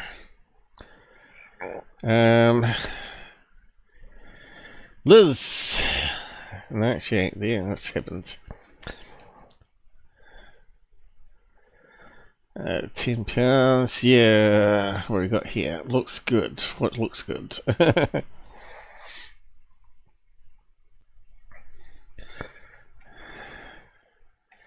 Okay, we got a new sub. Thanks for subbing. Join the truth, the real truth on UFOs. Now, so science experts, they're always getting things wrong. Let that sink in for a minute. 1,000 gigawatts. If you remember the movie Back to the Future, when he's got to power up his car, 1.2 gigawatts. I mean, that was 1.2 and he's all freaking out. This is 1,000.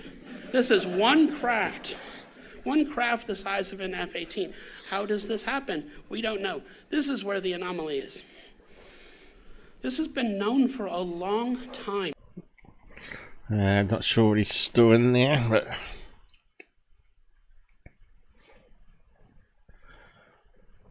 a craft giving off 1,000 gigawatts. Given day.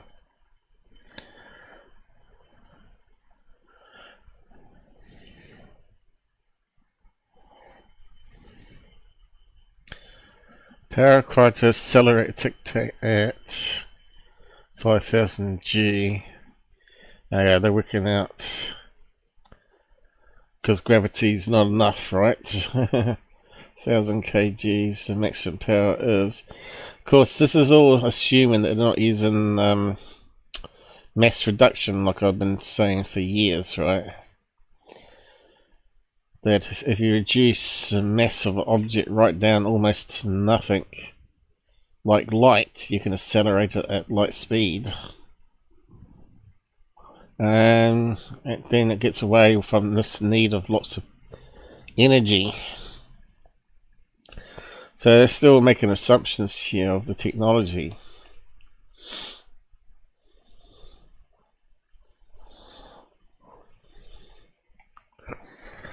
They haven't got a clue. This compare it to our technology.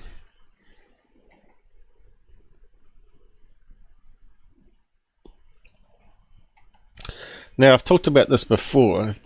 What information came out after the Nimitz was drone swarms with artificial intelligence, and they could tell them to simulate a single object. So what they could do is they could use what they called thermal and radar cloaking technology.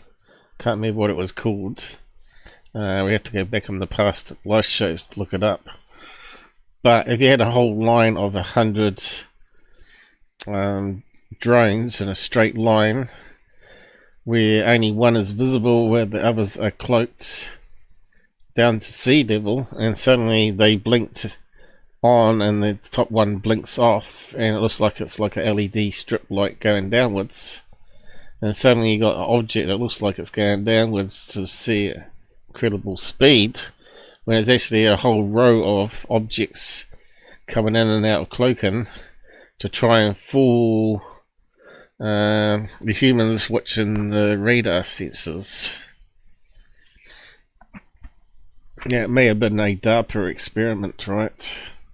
To see what the stories come back or what they've seen on the radar.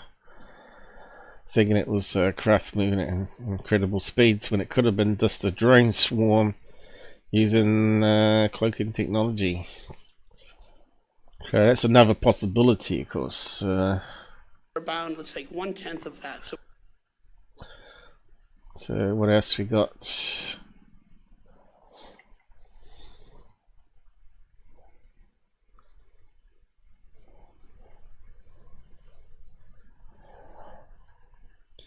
So yeah, talking about the speed they moved at.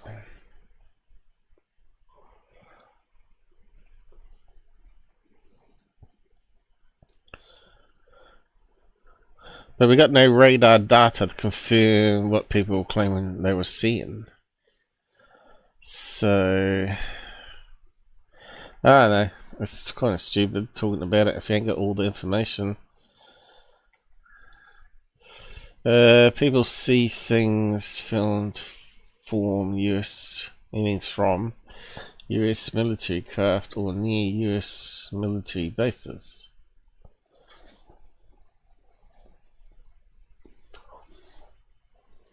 It looks like a TR-3B. Not unless it's got lights that move over its body. Which there could be, I suppose, to make it look like multiple objects. I suppose they could do like they e-ink on the cars, right, where they can move objects around on the skin of the craft, like a TV picture. But then they've got to do it so it also emits thermal energy. So if you're going to simulate orbs moving around on the skin of a plane, it's also going to have to emit heat. That FLIR sees. So it has to be heat in a specific range.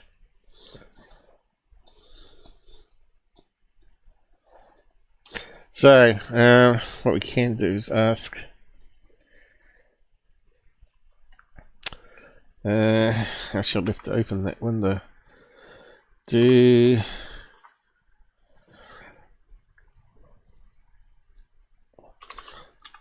Geese seen on military FLIR, because it's slightly different to commercial, isn't it? As white dots. Yes. Geese are frequently seen on military FLIR. Why have we got no examples though? Bright white or hot dots depending on the priority setting. Alright, we might have some pictures.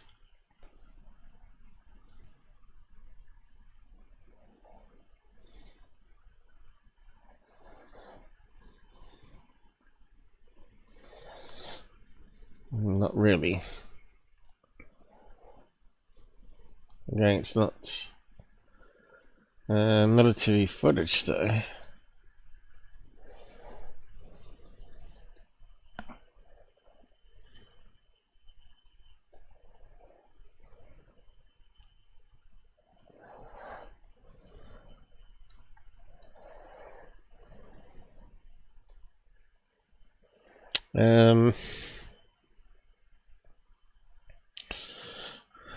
Let's see. Do geese fly in formation of 3? Yes! V-shaped formations. Alright, what else can we ask it?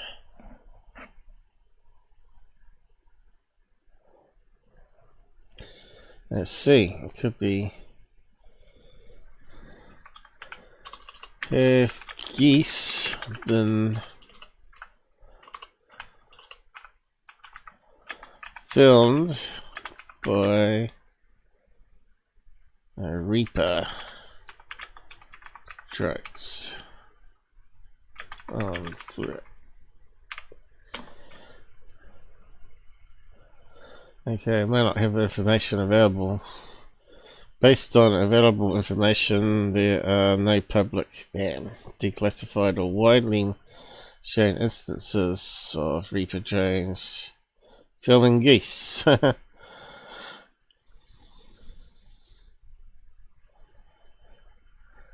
While Blue-train like Reaper regularly use high definition FLIR to detect and identify wildlife or personnel, these videos are rarely released to public unless they are part of a specific incident. Well, we might be getting some now. Corbells released this footage then.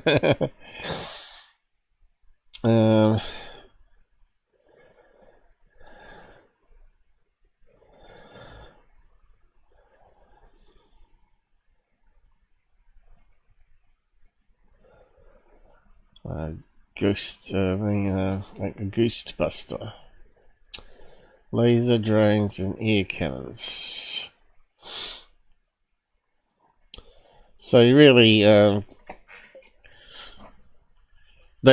military would have a database of filming known stuff on FLIR, so they can use it like matching, like we're doing right at the moment. So they would have various birds, formations, or seen on FLIR, and they can then match it, or AI should be able to do that.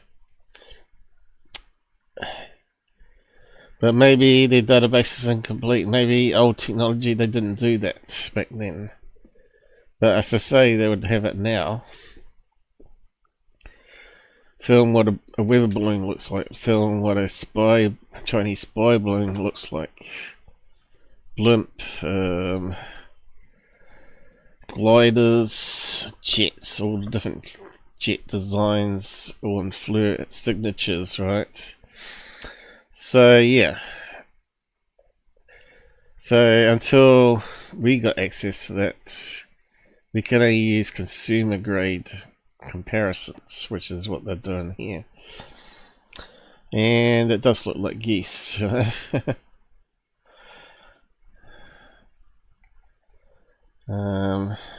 What's that?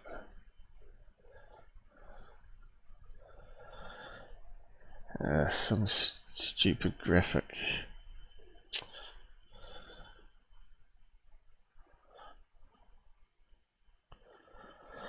Split, so yeah, we can't. The missile debris is nothing like it. Good, stop the fraud. If you can't tell, that Skywatcher group always gets it wrong. What they coming in here? If you can't tell the difference from 3 birds and truly anomalous videos, get the hell out of the UFO world. There are already enough grifters in this space. I followed you because Charlie Paris was attacking you. That's enough evidence for me to prove you are a reasonable person. Yeah, you should read, have a look at some alien scientist videos of him hanging out at, what is it, John Lear's place. He slept 5 years on his couch, wasn't it? Or someone's couch. I can't remember if it was John or me or not. The clear flap in motion can be seen.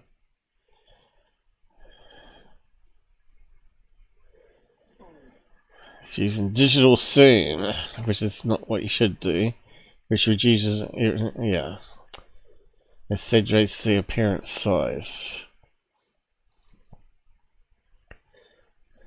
Yeah, you can see the wings going up and down.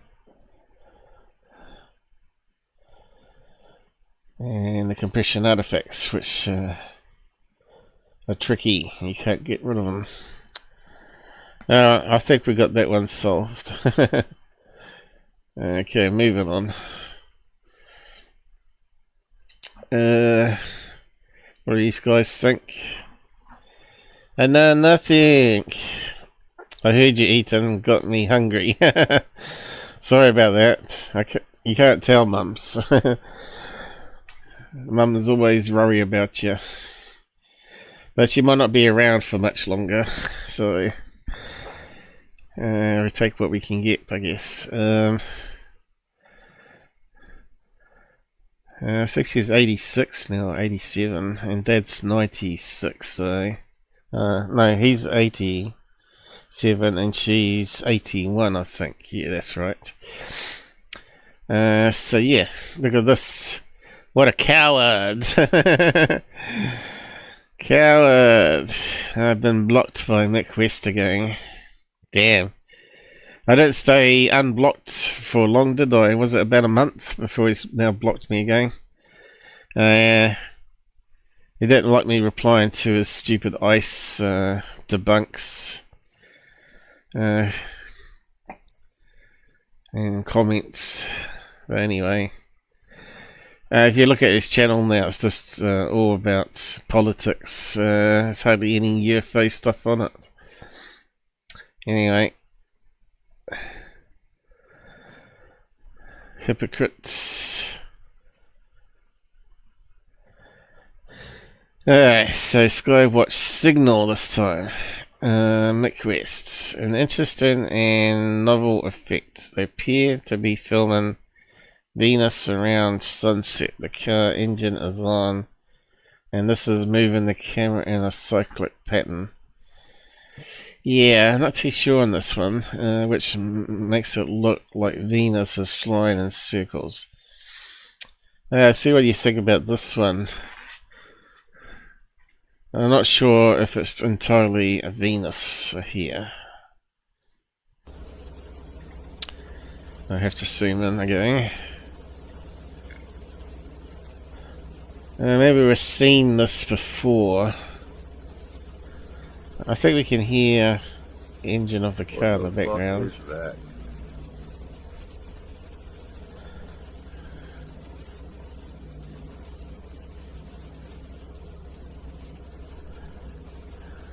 Another star in the sky. It ain't a star. It's moving. Well, he means it's a star. Okay, so he's got it zoomed right in. So I guess he's using digital zoom here. What the fuck? So I've seen this with LED kites with the rotating, right?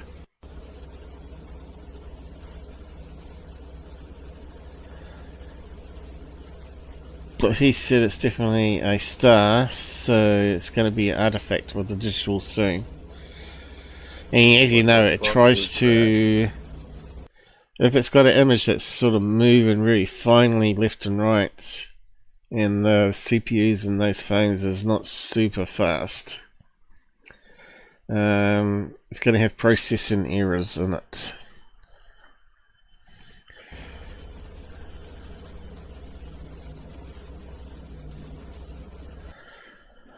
So it ends up being like a long exposure.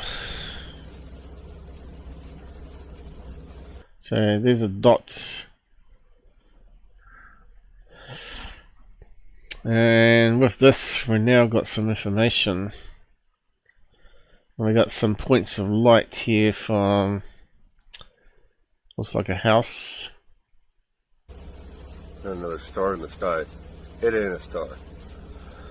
And you can see there's a wobbling back and forth with the car. a star. Where he's fine. But yeah, if you zoom into those with digital zoom, which he doesn't do unfortunately, It's moving. does it make the circle pattern? So really we don't know, but it does look like it's a digital artifact. Quite interesting though. That's another reason not to use digital zoom. Now I got some idiot here, Jeff Knox, saying it is. Reminds me of the old flying hot dog photograph of Saturn.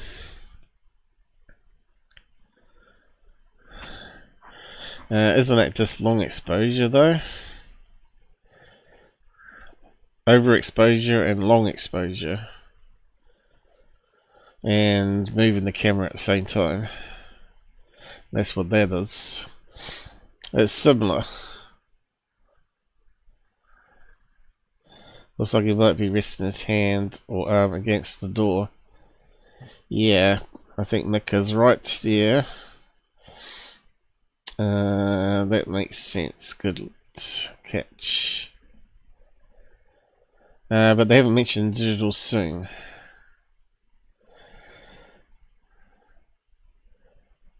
Do you think the eyeballs were also jiggling?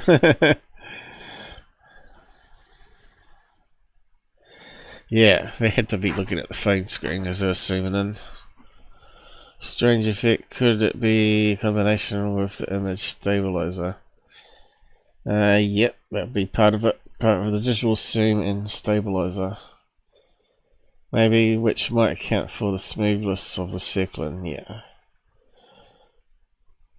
Here's a comparison with a good ground light.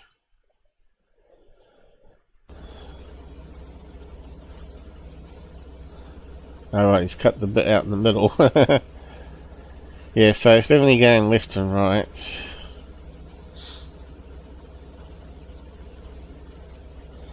Digital zoom with stabilizer artifact. There we go, another thing to add to our collection of camera artifacts. Where it looks like a lead kite with the rotating thing. This dope here, Ashton Forbes, apology form. This guy is he must be like super mental. He kind of reminds me that he should be like a serial killer, like for Dexter, right? You could easily be Dexter, this guy. He looks like it, acts like it. To Ashton Forbes from blank space, reason for behavior. I had Reddit brain. I didn't understand physics. I trusted the government. The bunkers lied to me. I was jealous of Ashton. I trusted the experts. Ashton was right. I'm a retard. The only retard here is Ashton.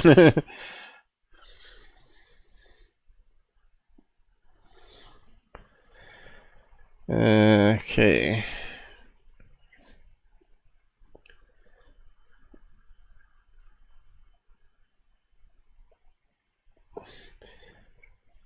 Let's see, did anyone actually reply to that?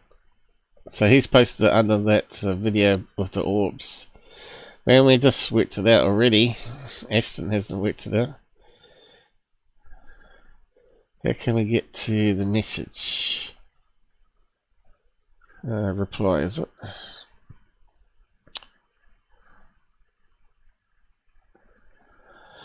So he's unblocked me. Because you can normally not read his messages. Reply, okay, there. No, I want to get to the replies. He's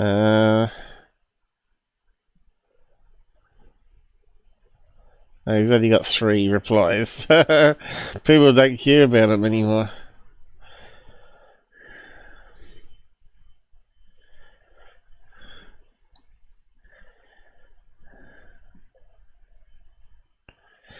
Anyway, the guy's complete nutter.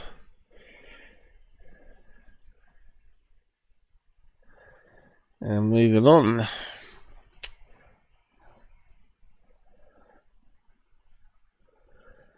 Yeah.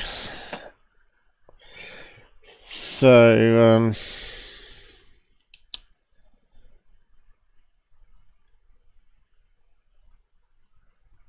what are we looking at? Third phase. Alright. Here we go for time anyway.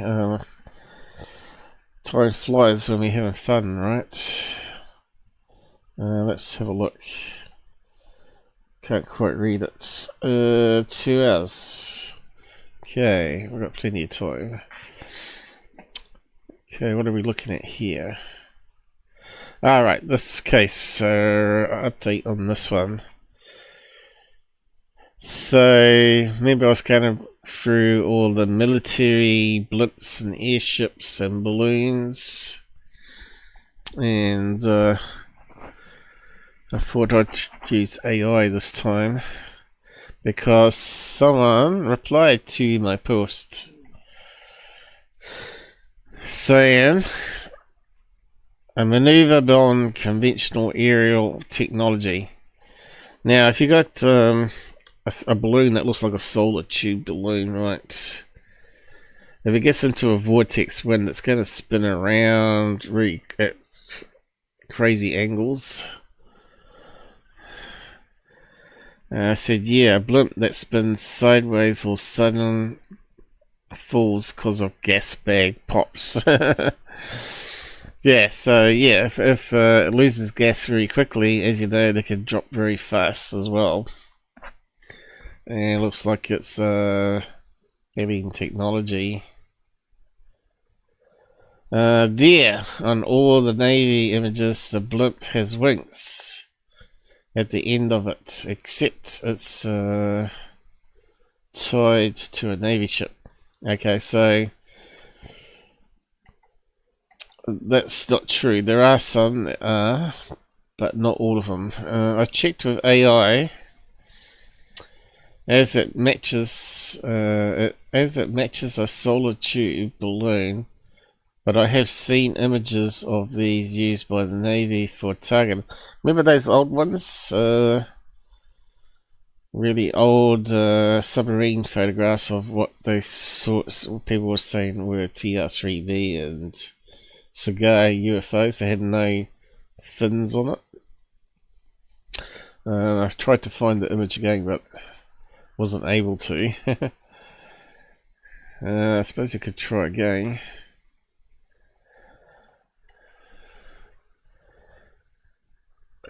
I'm not sure what that was called though. Submarine.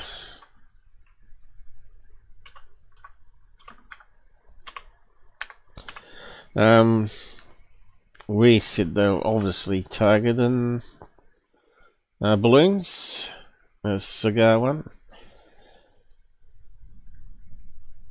Because a plane is like a cylinder, right? So it makes sense to have a cigar shape or a cylinder type one for targeting the guns. Calibrate it and make sure they can shoot down a plane.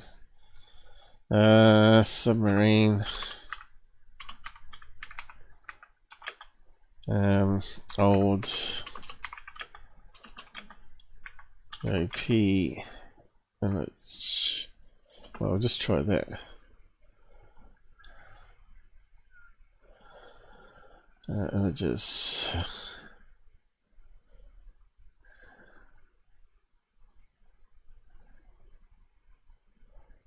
There we go. Is that the one? Yeah, that's the one, isn't it? So I was thinking about this one here. And there's a TR-3B one, right? Which kind of looks like a stealth bomber or whatever. So you want shapes that you'd have to shoot at. So one of them would be. So I don't see any tail fins on that one, right?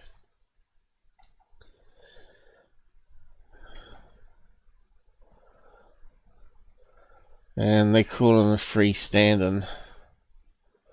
Free.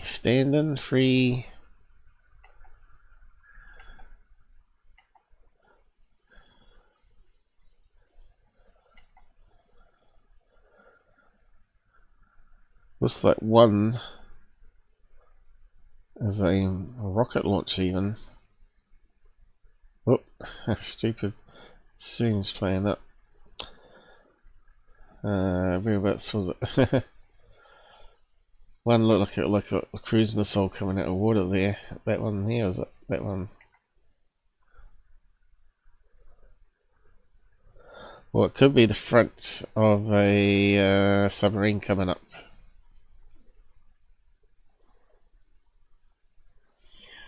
Or it could be flames. So that looks like flames, doesn't it? But hard to tell. So they may have hit their target and it's burst into flames and coming down into the water. It's a bit hard to tell, but anyway. Yeah, so that's what I wanted, that image there.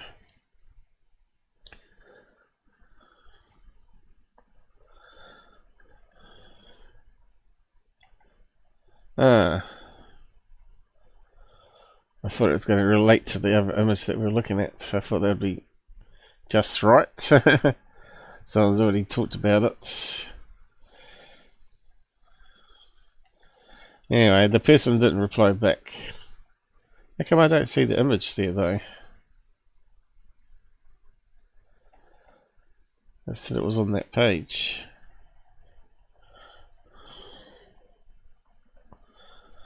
Looks like that page goes on forever. Anyway.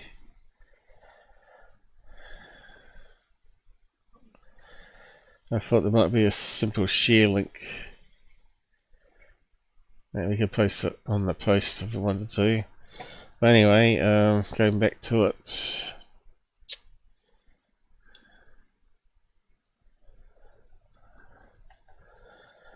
The AI replied anyway. So it said used by Navy for targeting, test firing at, and even radar decoys. And yes, some don't have fins, as we just looked at. A targeting blimp, more accurately called a radar calibration target, radar reflector balloon, or simply a military radar target aerostat balloon, is a solid possibility for the 1979 Cecconi incident, and it aligns closely with the official Italian Ministry of Defense explanation. These are purpose-built devices used by air forces and militaries worldwide for testing and calibrating ground-based or airborne radar. Of course, submarines do have a deck gun as well as missile launchers. Some are tethered aerostats, others are simply free floating or droppable targets. Many are made of lightweight fabric or plastic, sometimes dark black, to reduce visibility. No tail fins versions exist. Not all are the classic finned blimp shape like Goodyear or TARS.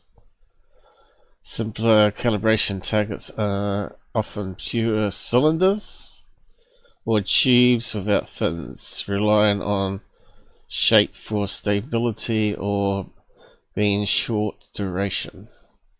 Well, there you go.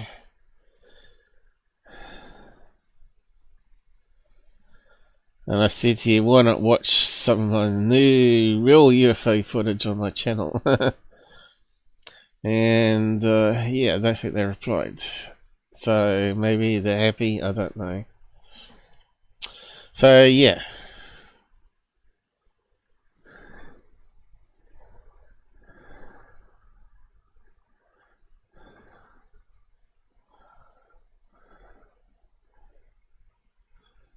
Alright, someone else said here.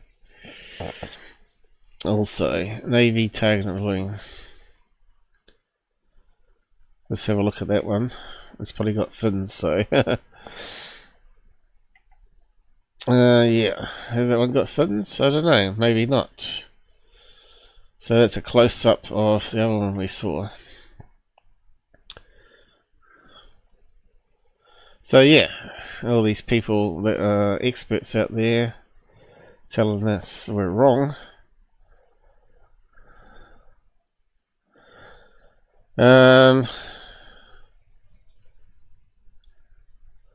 There was actually more to that AI. It looks like I must have not cut and pasted it.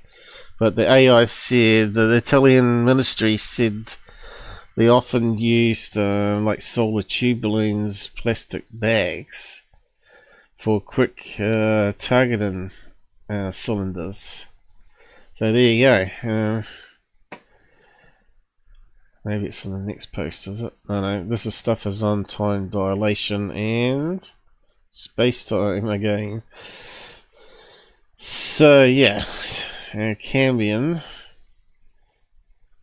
had to go at my other account saying, all the PhDs say it's space-time and time dilation is real, which time slows down. So I always tell people to always question everything. Don't take modern science as conclusive. Always question it. And I think Einstein would probably prefer that as well, even keep questioning his things. Like I said, he's not entirely wrong and he's not entirely right, and there's always the grey in between that's correct, because they had to add in dark matter, right, into the universe to be able to make it work with general relativity, right, because the motions weren't right. So anyway, we'll just go through what I've got here. Why is the curvature of space-time so generally accepted as an ultimate truth? I'm not sure if I can read all that out. Let's see, we'll get the reader up for that one.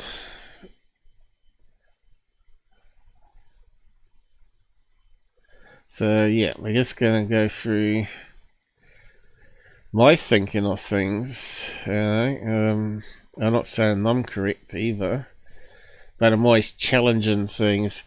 To me, the slowing down of the clocks doesn't make slowing down of time doesn't make sense to me, because that means if you could go at the speed of light to a distant galaxy and then fly back, and that means you could be actually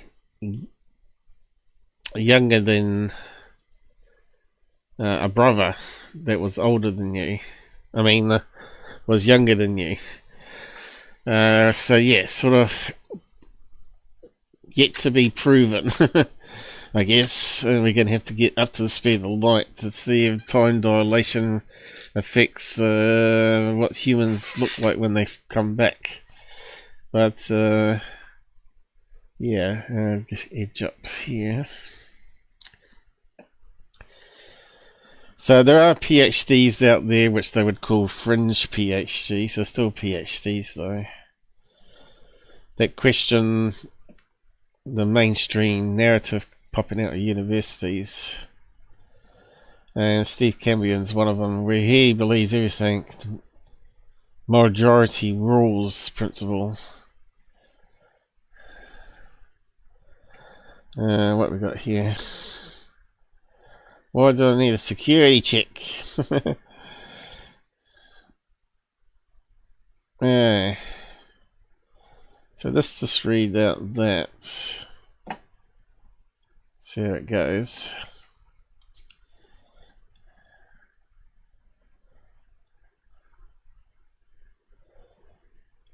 Yeah. Is it going to work? Probably not. Seems to be going around in circles. We're back to that nonsense again, are we? Yeah, let's try highlighting it. Selection.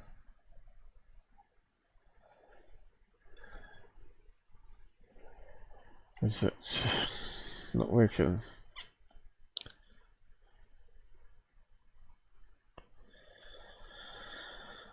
Looks like I might have to read it out. Is it because it's a PDF? Is it? I'm not sure.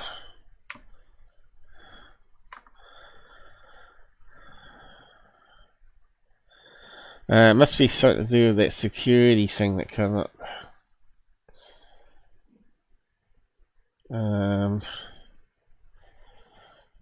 Edge hasn't gotten around, but yeah, well, I have to read that one out manually. Let's just go through it. Alright. Einstein is one of the greatest and most admired physicists of all times. Hero worship. Einstein's general relativity theory of relativity is one of the most beautiful theories. So you notice how they mention theories. It's not really proven though. But PhDs will tell you otherwise. There's enough evidence now that backs it up. However, every theory in physics has its limitations. And that should also be expected for Einstein's theory of gravity.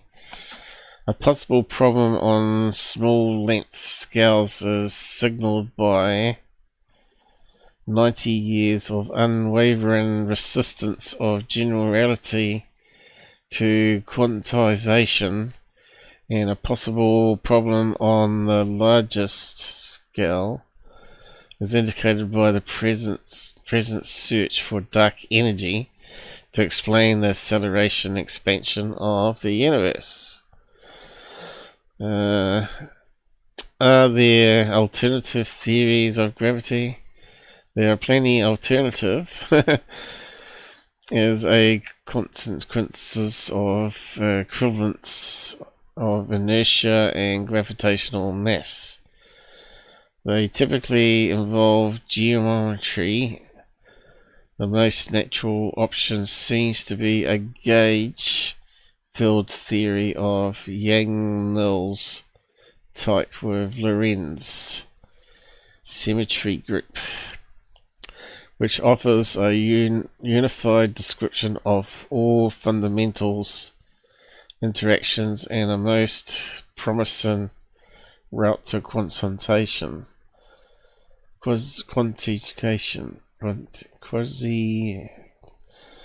I feel that metaphysical assumptions should always be justified and questioned. That's my thing too, question everything. You're right, the trouble out of the dilemma is considering the energy density of gravitational fields. The energy of the energy density in all force fields opens our eyes for a common understanding of forces suited by force fields, considering geometric effects. I don't feel it's helpful to state that one group of famous people, G1, has demonstrated that an approach of another group of famous people, G2, is definitely and totally wrong. We need open-minded. So did we abandon Newton after Einstein? No, we still use Newton's gravity, right? Because it's simple, works on the planet. Alright. I thought it said Gary Nolan there for a minute. Modern theories of gravity.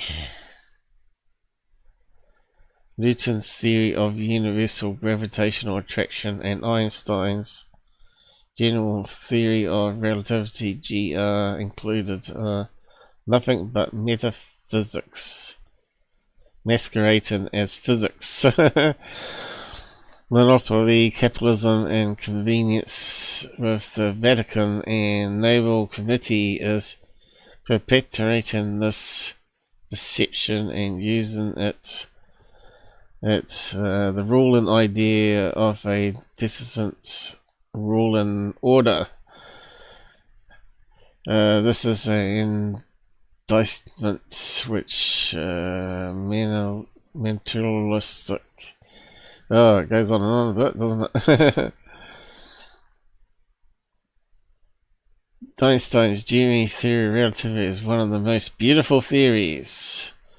This statement indeed may be true, but unfortunately, contrary to popular notions and Einstein's own claims, general relativity (GR) is not a theory of physics. It is a geometrical theorem. Physics deals with the real objective reality, while geometry is only ideal and subjective, ugly, chaotic, etc.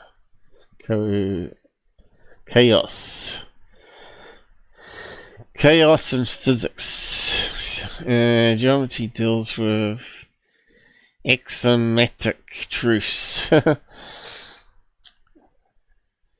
can see why I hate reading PhDs fighting. I thought that was quite a good discussion going on there, though. I'll post a link to it, and you can have a read through all of it if you want to. But I'm just posting that not everybody agrees with time dilation and space-time, and I say it's not completely there either. That to me it makes more sense how we measure in time is what's gone wrong, rather than time itself slowing down. Because your human brain works that way, you know, real life works that way. But when you argue with AI on this stuff, it's like a churchgoer, right? You're debating with a churchgoer that the Earth is more than 5,000 years old. You know how it's going to go. They're not going to change their view on it, and you're going to spend hours and hours and lots of grey hairs trying to get across to them, and they won't accept it, but like a flat earther as well.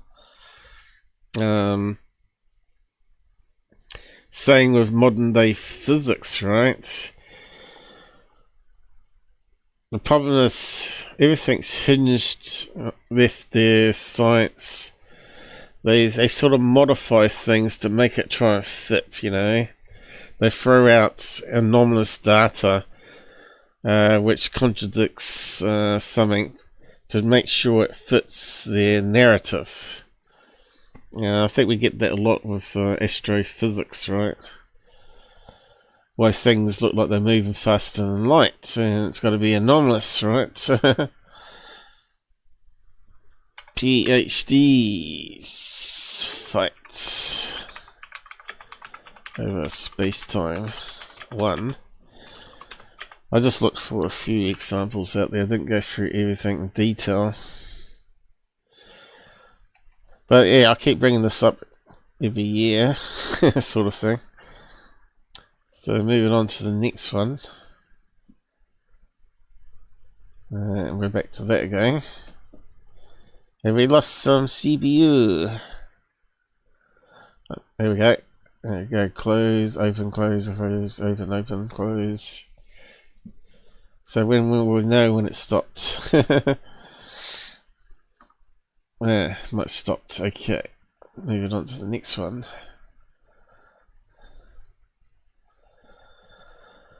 Okay, so what's this one? Why Einstein must be wrong in search of the theory of gravity. No, Einstein can never be wrong.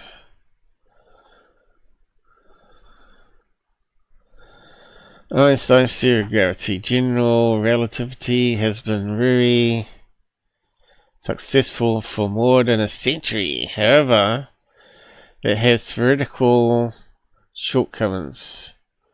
This is not surprising. The theory predicts its own failure at space-time singularities inside black holes and the Big Bang itself. Unlike physical theories describing the other three fundamental forces in physics, the electromagnetic and the strong and weak nuclear interactions, the general theory of relativity has only been tested in weak gravity. Deviation of gravity from general relativity are by no means excluded nor tested everywhere in the universe. Deviations in quantum mechanics. According to Einstein, our universe originated in the Big Bang.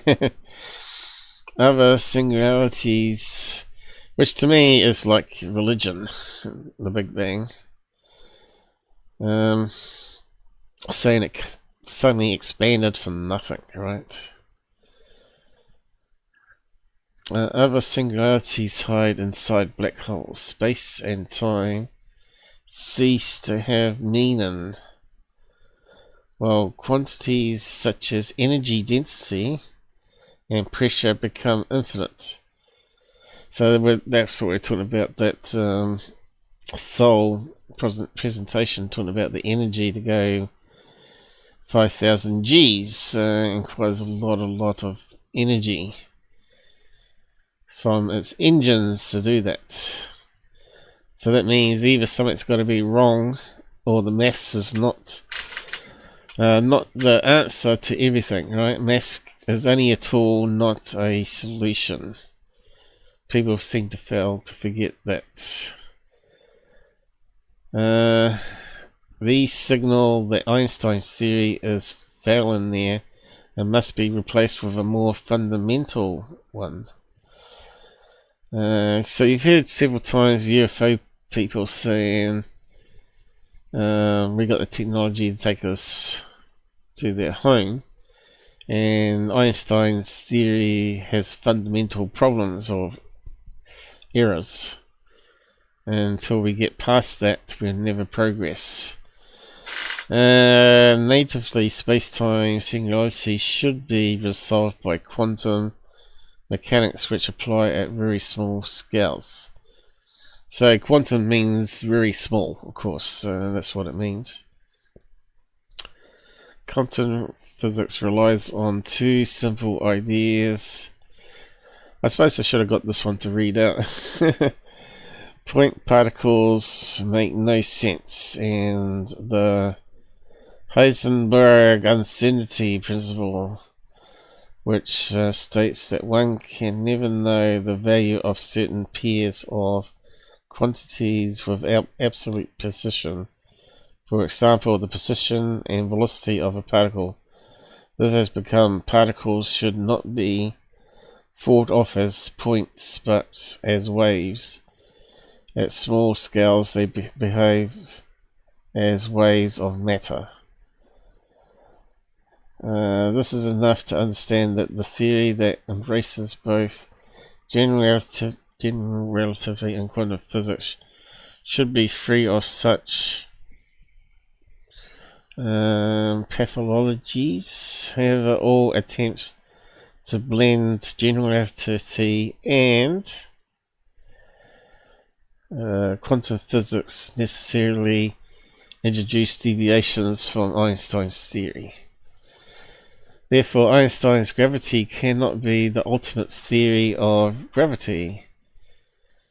Indeed, it was not long after the introduction of general relativity by Einstein in 1915 that Arthur Eddington, best known for verifying this theory in 1919, solar eclipse, started searching for alternatives just to see how things could be different.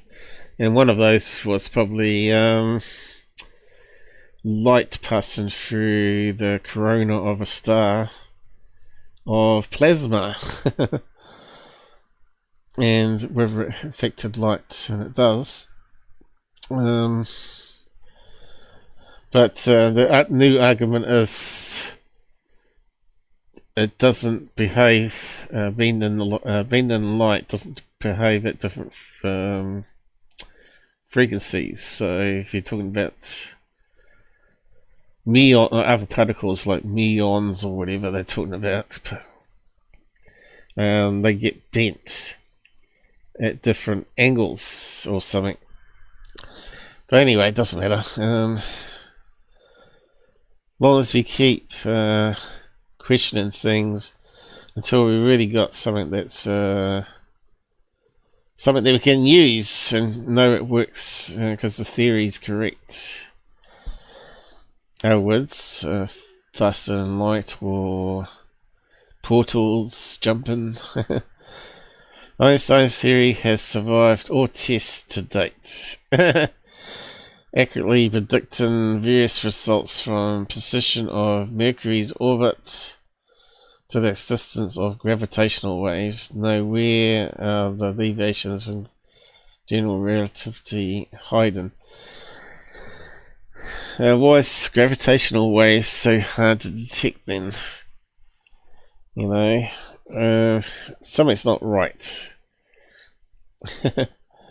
You can only detect them by two bloody black holes or whatever it is, two galaxies colliding with each other. I don't know. It doesn't make any sense to me. They're saying it predicts, right? But if you fiddle things, you're always going to get it in the ballpark, right? What data do they emit or not measure, you know? Cosmology matters. A century of research has given us the standard model of cosmology known as a cold dark matter model.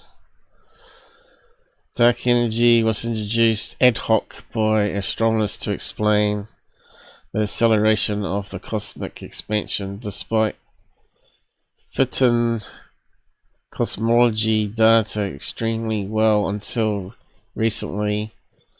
The ACDM model is particularly incomplete and unsatisfactory from the theoretical points of view. In the past 5 years, it's also faced severe observational tensions, the Hubble, and now we got the James Watt. So when was this one written? Let's say 23 probably. Oh, there you go. Written in 23, and then when James Watt came out last year, was it? And you can see it goes on and on a bit. So yeah, we won't go through it all. We'll post it. So we're still debating space-time and Einstein. Is Einstein correct? We could say yeah, mostly, but maybe not. And I think he even felt he wasn't correct, and keep on researching, right? Yeah, these links might be getting too big though. Oh well, it's not my fault if the side chats clip stuff. Here we go, come on, maximize. How we going out there anyway? If you like what we're doing today so far, do hit a like. Let's just do an update here and make sure everything's up to date. Tells people it's worth watching. You've got to remember, I'm not exactly making big profit from doing this channel. In fact, it costs me more to do it than I ever make from it. So I do it because I'm a serious researcher in ufology, right? Alright, so we got 5 likes on Pilled. Thanks a lot. 5 viewers there though. We've had 85 pass through. And 18 stuck. I think that's how it reads there. YouTube, 3 likes. That's pretty bad, but we only had 3 people on today. Rumble, 4 and 2 likes, so we could do better there.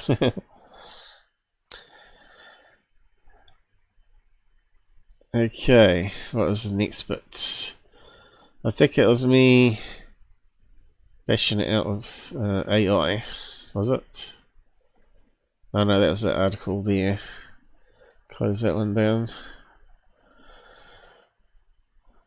Can be very tiring debating AI though, or trying to get your ideas around, and it kind of twists things. Because the way AI works, it always goes out there, looks for science websites and science papers and the new terminology that they introduce, and try to counteract what you're trying to say, and go with the mainstream concept, if you know what I mean.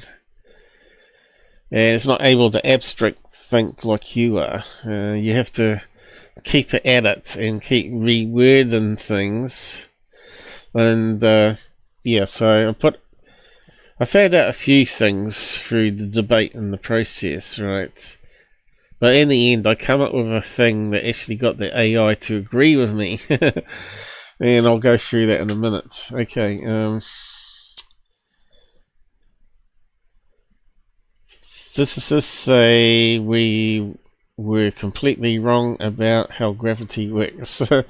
So this is another article come out in 25. So what are we wrong? A theoretical process published in the journal, so peer-reviewed, I guess. Progress in physics is making some bold claims about the previous understanding of quantum physics, mainly that we were wrong. The proposed theory grapples with the fact that quantum mechanics, basically modern physics, and general relativity, Einstein's theory of gravity, both describe the universe perfectly but are mathematically incompatible with each other. To make them work, the proposal suggests scrapping almost everything we know about gravity, as life science explains. Instead, the authors touch up the theory, match known and observable physics, something they call unified gravity, not quantum bubble gravity, I guess. Although quantum field theory, the framework explaining how subatomic particles behave, is one of the most accurate theoretical concepts of all time. How subatomic particles behave. So they're talking about how electrons spin in shells, I guess, and protons, and they're made up of neurons or whatever it is. Anyway, according to theoretical physics Dave Tong, Asian, it still leaves out classical gravity, which we know as the bending of space-time. Instead, unified gravity assumes gravity is managed by 4 connected components that perfectly interact with one another. A tweak that allows for general relativity to respectively play ball with quantum mechanics without sneaking off into the other dimensions. So that's the problem with Einstein's one. I always have problems when they start talking about dimensions. Space-time is classed as the 4th dimension, right? Bending of space is the 4th dimension, which we don't see. So if we throw a ball through the air, to us it looks like it's going in a predicted curve, but it's actually curving all the time in space-time. I don't know, it's just really wraps your head around all this stuff, right? Where did we get to? one of the most accurate. Excuse me, I don't get much sleep. It's one of my brains working actually. Instead, unified gravity assumes gravity is managed. Okay, we got to the main advantages or differences in comparison with other quantum gravity theories is that our theory does not need extra dimensions that do not yet have direct experimental support. Like, yeah, we don't actually see a fourth dimension, right? The discrepancy between the theories of physics and gravity has a long history to get around. String theory, oh yucky, ballooned into 5 separate theories back in the 80s and has since come under increasingly scrutiny, and its proponents struggle to make any predictions we can actually prove. Are you chasing a ghost, or is the collection of you just too stupid to figure this out? Neil deGrasse Tyson back in 2011. This new model is an attempt to skip all that. Going forward, there's a lot of work to be done before we know if the blocking button theory bears fruit. Given the current pace of theoretical and observational achievements, it could take a few decades to make the first experimental breakthrough that gives us direct evidence of quantum gravity effects. Okay. Still, it offers physicists a bold new trail to blaze in a long-running search for unite quantum physics with theory of gravity. Blah blah blah. So yeah, another article came out last year, right? So yeah, I don't like when I have people tell me I'm stupid. So I respond. New theory. And again, that could be wrong. Quantum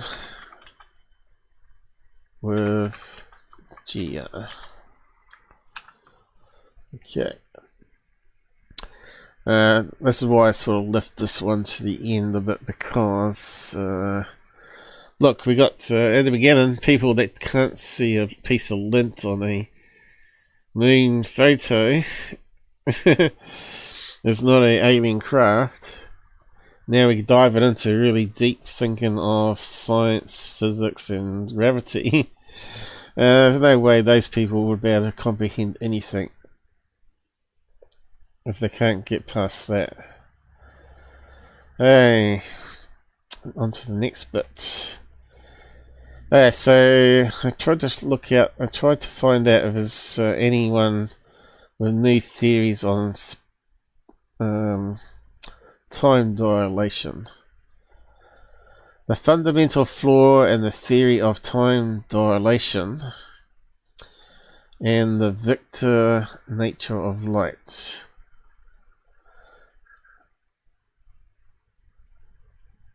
So we'll just go through it here. It's Einstein's special relativity. So time is treated as one of 4 dimensions within space-time, and it is relative in nature. Typically, a photon clock serves. Now, atomic clock is basically a photon clock, right? I'll get into that in a minute. I was talking about that with the AI, and I said, explain what atomic clock is. Now, I thought it used cesium, but it actually uses a stable form of cesium that never decays, right? Because people get confused by the word atomic. So it's nothing like what people think when they hear atomic clock. It's nothing to do with decay or anything like that, radiation. But we'll go through that in a minute, probably. Typical photon clock serves as an illustrative device in the time dilation thought experiment, featuring a single photon bouncing between two mirrors. However, the present paper identifies a fundamental flaw in its thought experiment, hence changing its validity.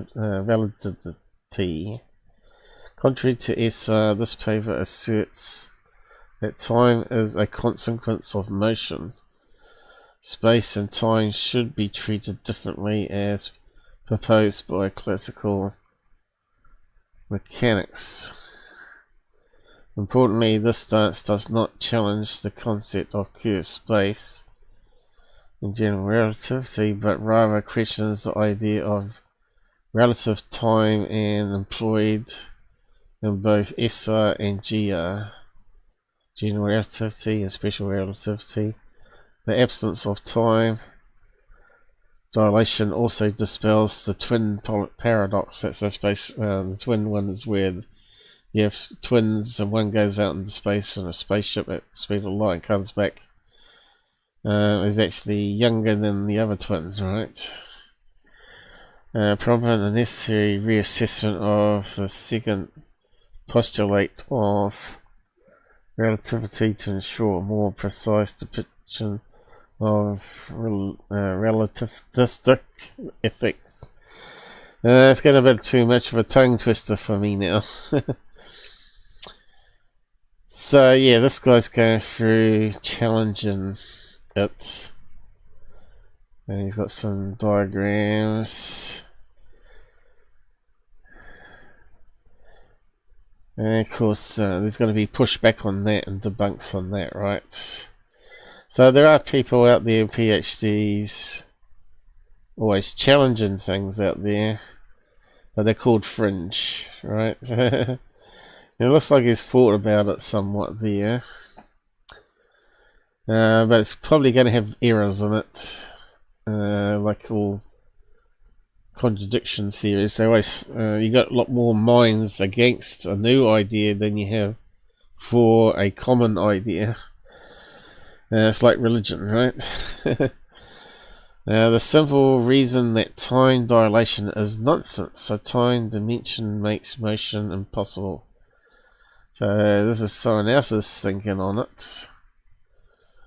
Einstein's block universe. In the article, we argued that it's pure crackpottery to claim that time dilates or is relative. Now, people use the example that time is slowing down because we have to keep adjusting GPS satellites, right? But couldn't it be the fact that the clocks on the atomic clocks have a fundamental flaw yet to be discovered, right? Which alters time with the speed that it's moving through space. So they put them on planes, they measure different time loss to what's in orbit and further out into space, right? And they're saying it fits the secure space model where gravity is affecting the tick of the clock. I mean the time of tick rather than the tick of the clock.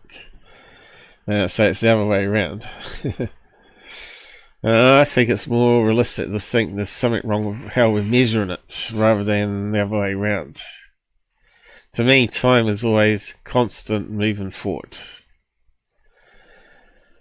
But now they twist it around with maths and stuff, and they talk about time travel where you can go back in the past. To me, that's crackpottery. Time cannot change by definition, and a time dimension is illogical because it makes motion impossible. This is something that Sir Carl Popper. See conjectures and refutations.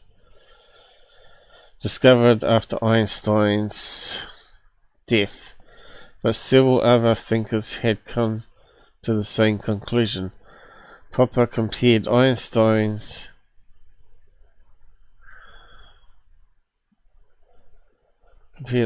to the ancient Greek philosopher who, along with the proteges Zeno, maintained that nothing changes.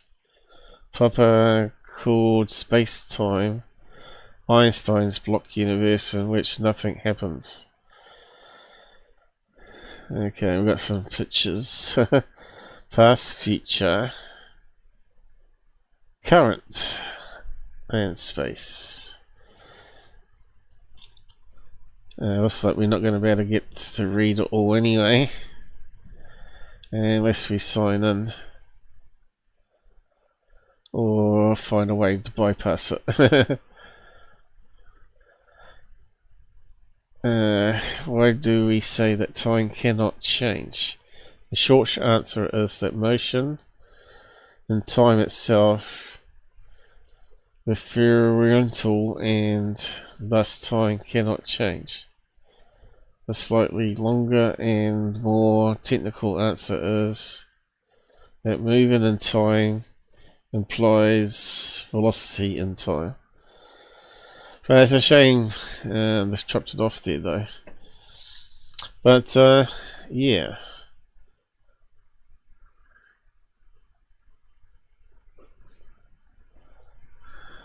So we got two articles on dilation arguments. I'll post them anyway, but there will be counter arguments to them, of course. PhDs D1 against time dilation.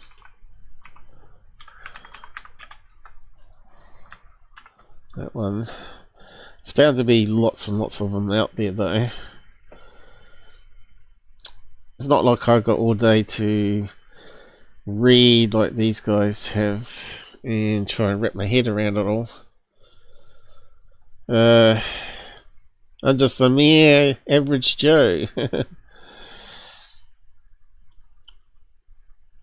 Although I'm pretty much self-taught most things.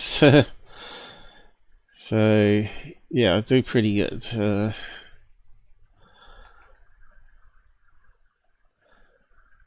PhD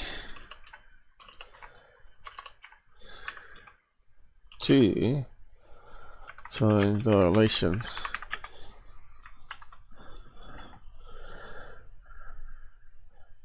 So I thought, well, this is taking a lot of time, so I'd use AI. Now, is it going to open up? Yeah.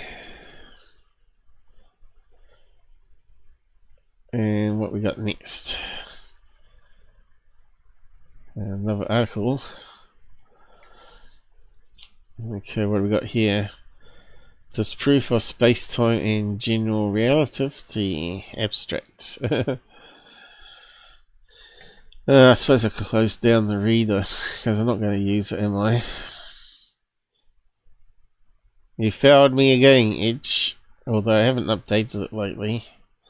Because if I do, that means I've got to recompile some of my tools, like down to here, to get it working again. Anyway, four-dimensional space-time as a mathematical fiction that bears no relation to reality. That's what I keep saying. Mass is not reality. Space-time does not exist, does not curve, and does not interact with gravity, because Einstein based his geometric theory of gravity entirely on the false foundation GR is a faulty, flawed theory. This article conclusively disproves both Minkowski, Spacetime and General Relativity. So, are they saying that Einstein took someone else's idea and molded it to his idea?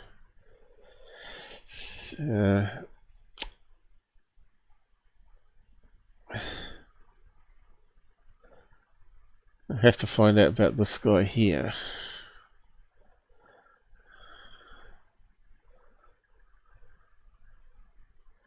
How's he related to Einstein? He must be another PhD. Oh. I think we did wrong, did we? No. Okay, there he is.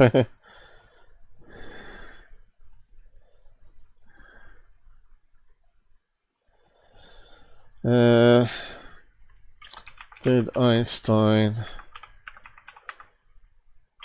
base his GR on it?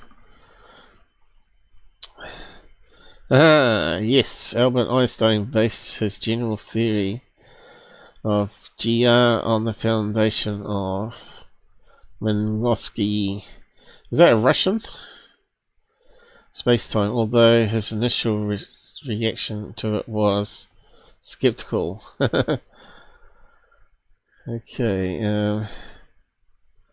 so that's just proves that Einstein's not that great.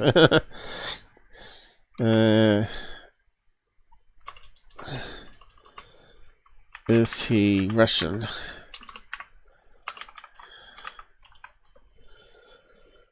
Or German? Yeah, German Jewish. So really, Hitler would have shot himself in the foot, killing all these German Jewish scientists, right? And in the end, America got it, and the atomic bomb, and God knows what else. So why German Jewish people like really good on science and all that, compared to other races of people? You just have to question it, don't you? Chinese, and then you got Japanese, and you got Ukrainians. They also are different. They're really good at mathematics as well.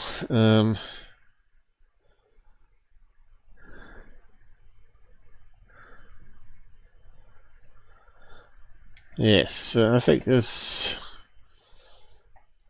a lot of truth, you know, and I think a lot of it's to do with religion as well. Religion slows down science progress, always has, you know, like Earth being at the center of the universe when it wasn't, and how many people got burnt as witches for curing things with herbals. You know, all that sort of stuff. Crazy religion. So yeah, he's got some diagrams here, and we're used to that one there, trying to visualize how space is bent and why things form orbits. When something falls into there like a ball bearing, its speed, angular momentum is maintained as it's always fallen towards the gravity.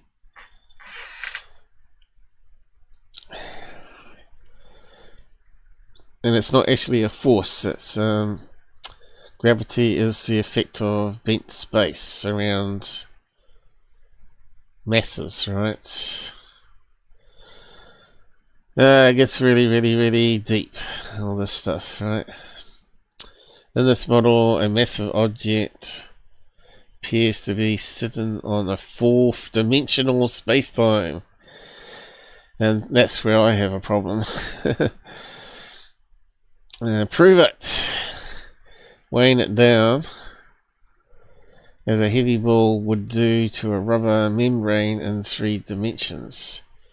A beam of light passing close by the sun, for example, would directly follow the lip of the curve space-time fabric, causing it to bend towards the sun, rather than pass by it in a straight line. General relativity thus depends on the following three unverifiable assumptions. 4D space is real. Space curves and space-time interacts with gravitational forces. Space myth. Space-time is a mathematical model that supposedly fuses three-dimensional of physical space and the abstract non-physical dimension of time into a single fourth-dimensional physical continuum. This is curious graphical exertion that bears no relation to reality. Time measures the changing positions of objects and sequences of events that occur within space. Time is thus an abstract, non-physical measurement, this is what I said, within the 3D time.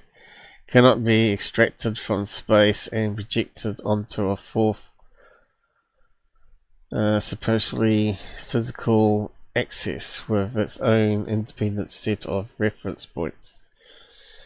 Whatever model you create that includes mathematical measurements of a intangible dimension cannot be possible to be real. To believe in space-time is to believe in the least one direction to which one cannot point. Disproof of general relativity. Although general relativity is a accepted definition of gravitation in mainstream physics, this theory is fatally flawed. Space-time is the geometric illusion that can be expressed blah blah blah blah blah. So that's another article. Looks like it could be fairly new.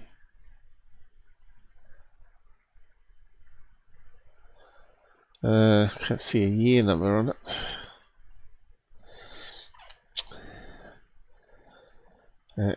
That's always horrible when there's no year number.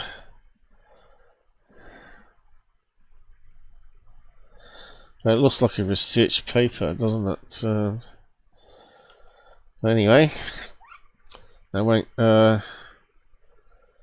share it. I'll just get rid of that one. Next one. Okay, ResearchGate. Critical examination. Time dilation is an error in clock time. Discussion critically examines the concept of time dilation as proposed by Einstein's theories. It maintains that it is fundamentally an error in clock readings rather than a physical reality of time itself. While special and general relativity suggests that time slows down due to relative motion and gravitational potential differences, this interpretation overlooks the principles of standardized timekeeping established by authoritative bodies such as the International Bureau of Weights and Measurements. Recent experimental findings on piezoelectric crystal oscillations, which is what they use quartz, isn't it? They use quartz in watches. Behavior in gravitational fields indicate that factors such as heat, mechanical forces, motion, and energy dissipation lead to phase shifts and frequency variations in the clock mechanics, which results in enormous time readings. Now, to me, that kind of makes sense, doesn't it? Because everything's made of atoms. Trying to say that the clock's not going to be influenced by external factors, even if you use the best shielding in the world from the Earth's magnetic field as it's circling the Earth, it's got to affect the readings. I just can't see how you can disclude that and say the clocks are perfect and time is slowing down. To me, that's just crazy. We got dark matter that passes through normal matter. What's that doing to it, right? And is there a new force field related to dark matter that affects the oscillations? All this sort of thinking that I've got, right? But yeah, I'm no core scientist. I'm a computer scientist with some interest in these things, right? And figuring out the truth of things, right? Doesn't mean that I'm an expert by all means, or a physicist or a scientist that works in a lab or anything like that, but we still have a brain and we can still question things. And this guy is another one here. He's probably a PhD, is he? Electronic lab doesn't quite say. But anyway, that one's quite an interesting read. I'll post that one. So what are you guys out there thinking? Do you think time slows down, or could it be some problem with the reading of time? That's the problem.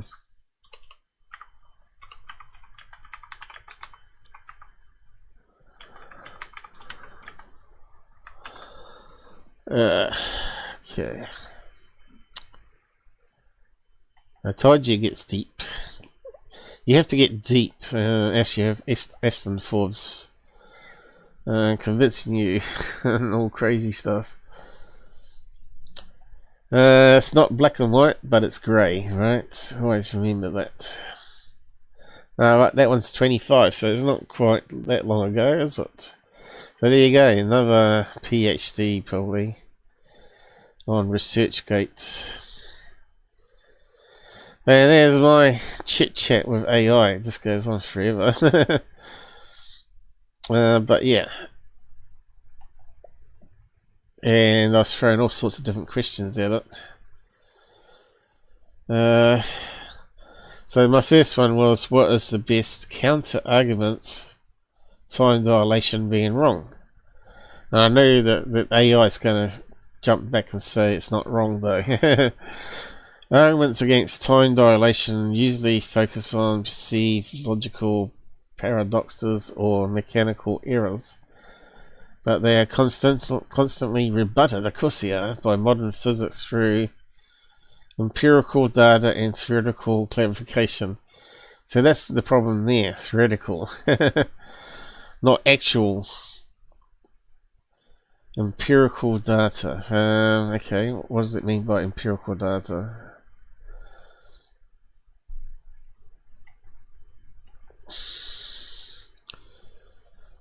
Information acquired through direct observation, experimentation, or calibrated instruments.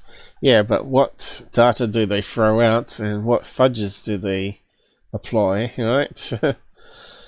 Anyway, the clock error argument. Yep.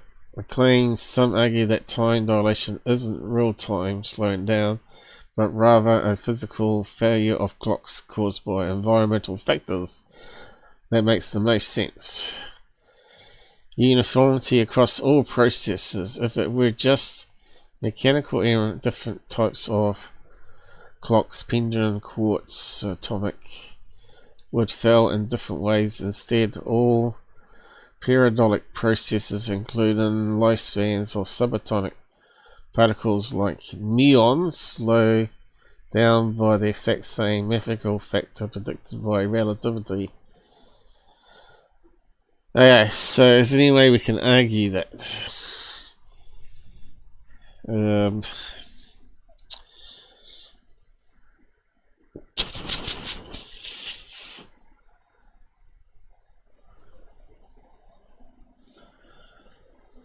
I don't think there's any such thing as a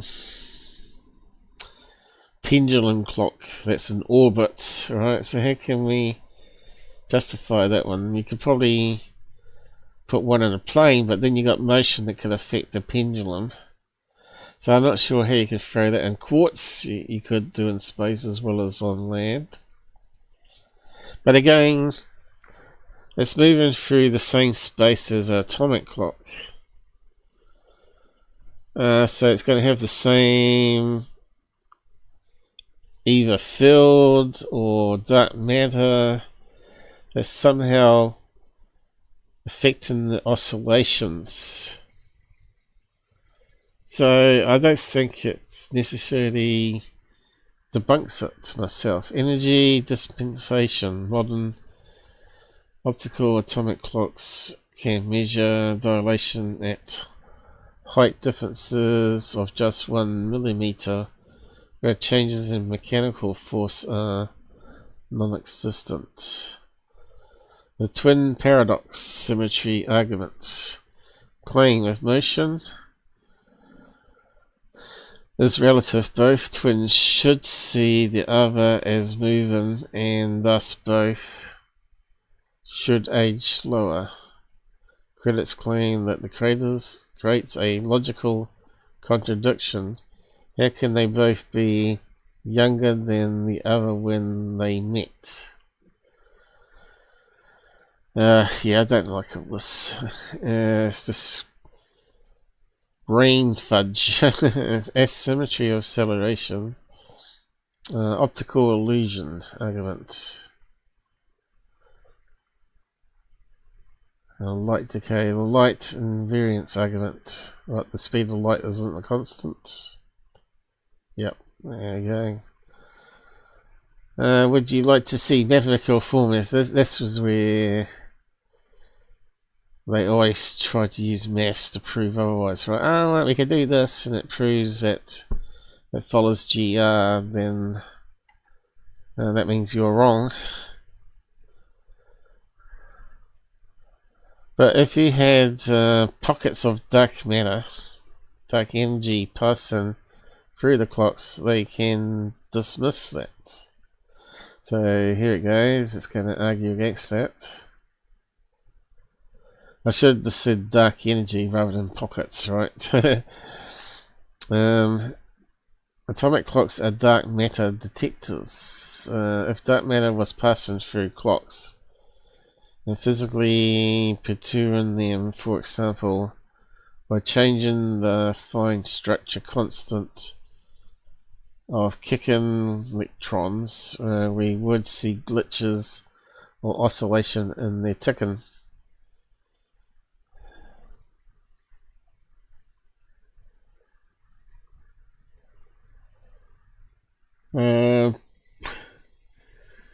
How's it? Wouldn't that be how it works out? It's lost time. It has lost some ticks. This is where I don't understand it, you see. The test scientists have searched for over 16 years, technically looking for these pockets called topological defects. No such glitches have been found. It is essentially required to explain away dilation. If dark matter were responsible for 38 microsecond delay shift, it would have been incredibly consistent and universal. Multi-consistency.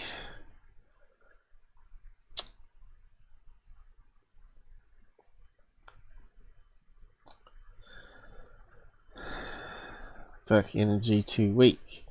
So yeah, it takes a while to think about what it's claiming there so you can counteract it.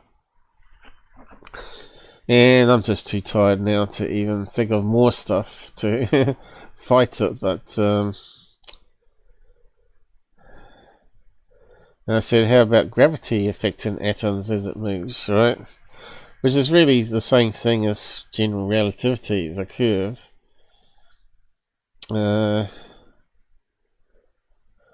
This is a common skepticism, the idea that gravity is a physical force, pushing and pulling.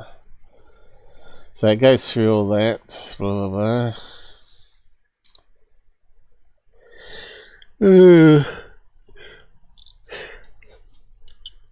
What is gravity? Is the flow of dark energy into an atom, not space-time. See, it's got to understand what I'm saying though. That is a creative hypothesis. That sounds a lot like fluid gravity. So it's making assumptions here though. Gravity as a influx. This essentially suggests that space isn't a static sheet being bent, but a river flowing into matter, and dark matter energy is the water. Where its fundamental model, here's how physicists would push back based on what we can measure. The problem of wind. If gravity were a flow of dark energy into atoms, we should be able to detect a dark energy wind. But they can't even detect dark matter, so how are they going to detect that? You see what I mean? Let's see. I suppose they detect it by the movement of... Let's see. Can we detect dark matter? Because I think it hasn't been proven. It was just added in to fill the missing link. Oh.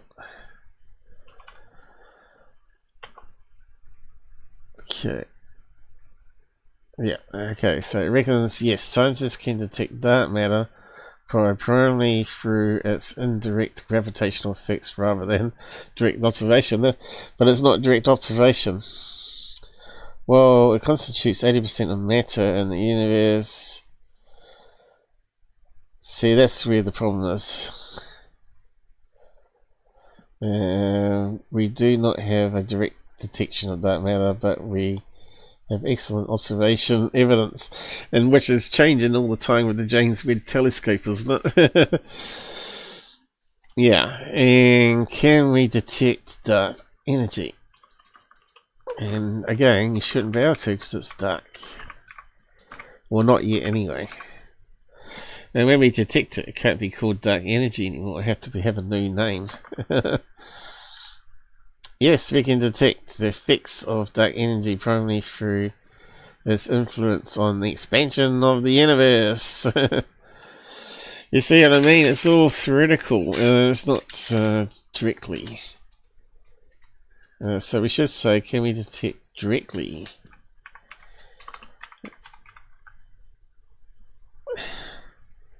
Why does it stop working? I'm pushing. There's a key stuck down here. I think we got a key stuck. The keyboard's not that old.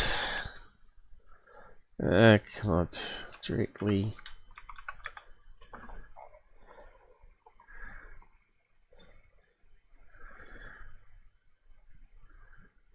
Yeah, it's currently not possible. See what I mean? So yeah, this is what the problem of arguing with AI. It's like talking to a religious person. Dark energy is repulsive. It's disgusting. It makes me want to vomit. Saturation and scaling. Yeah, maybe not drag, but attraction like plus and negative. A bigger mass has more energy flow, so maybe it's a field like a magnet. That's a classic line of thinking. Even Faraday and Albert Einstein spent years trying to prove that gravity and electromagnetism were just two sides of the same coin. Gravity behaves fundamentally different than magnetism or electric charges. It's plus and minus. Here's why. The shielding problem. Magnetism you can block. And of course, we may be able to block gravity, right? We just haven't got there yet. There is no such thing as gravitational shielding. You cannot put a screen between two masses. So this is where the argument falls a bit, as far as I'm concerned. Monopoles, dipoles, bending lights, smoking gun for space-time. Okay, let's back to that again. Not if it's a different kind of field, not same as magnet, but works only at particle level. This is exactly where modern theoretical physics lives. You're describing a quantum fields theory approach to gravity, where instead of curved space you have a field of particles like gravitons. I didn't say anything like that. Interacting with each other particles. It's connecting what other people have said, and there you go. I'll go on about that now.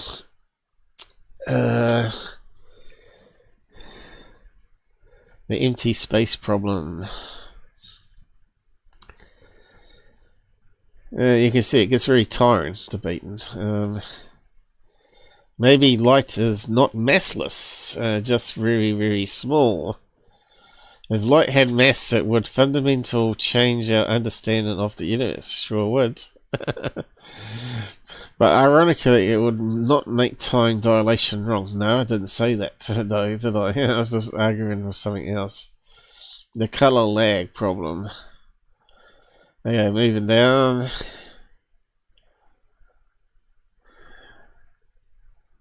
And it went on a fair bit about all that. Not if dark energy absorbed changes particle mass. Dark energy in frequency A and dark energy out frequency B. So I'm talking about resonance. To address that, we have looked at energy conservation and consistency laws physics. Yeah, but we're talking about dark matter and dark energy. It's outside the normal particle physics, right? Anyway, no point in arguing. It'll just keep on going like this. Gotta defend Einstein. And it goes on and on and on. That's assuming dark energy is not a constant everywhere in space. So I read somewhere else. Actually, recent data from Dark Energy Spectroscopic Instrument DEIS and Dark Energy Survey has started to hint that dark energy might not be a constant. It may be evolving or weakening over billions of years. Well, it could be some other factor, right? So you've got to keep questioning things. Moving on. How come then solar wind pushes cells of massless? Okay, this is quite interesting. Actually, you hit on a common naming confusion. Solar wind and sunlight are two different things. True? They both push objects in space. Solar wind, the heavy push. The solar wind actually does have mass. It is a stream of charged particles, mostly protons and electrons blowing off the sun. Okay, sunlight, the massless push. A solar cell, however, is designed to be pushed by photons, light, not the solar wind. This is called radiation pressure. The paradox. If a photon is massless, how can it push anything? The physics in relativity momentum is not just mass, x, velocity. For light, the formula is P equals E over C. Momentum equals energy divided by speed of light. Even though photon has no mass, it still carries momentum because it has energy. Reflection. When the photon bounces off a shiny cell, it transfers its momentum to the cell. It's a tiny push, about the weight of a paperclip, spread over a football field, but the vacuum of space, it adds up. Why does this help gravity as a flow? No, I didn't say it was helping at all. I'll just put it in there just to throw, see what it said. I still find it a bit hard to wrap my head around it. Again, this is using mathematics, right? So if it has got zero mass, it's saying the momentum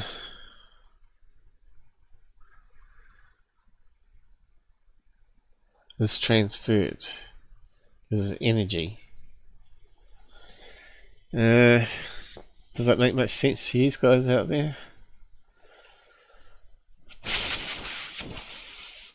I can see mathematically how it's sort of working, but does that prove that it's massless? I guess they have to have it massless because then everything falls apart, right? So what did I come up with next? Newton.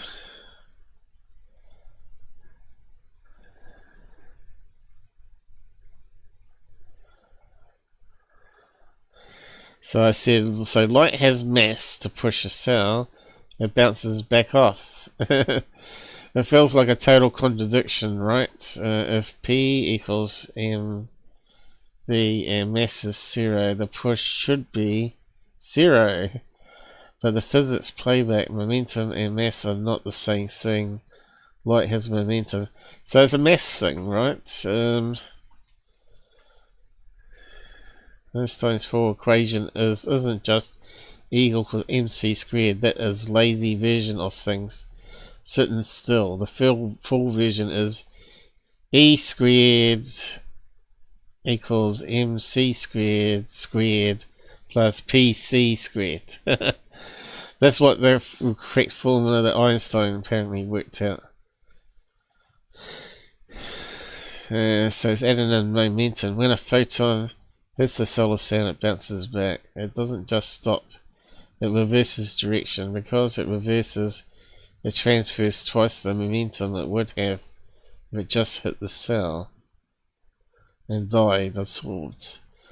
This is exactly how a rubber band ball momentum pushes you more and more than a piece of gum, which is just sticks. Well, this rules out dark energy flow. I wasn't talking about that. But it keeps relaying back to it, right? Okay, so about reflections.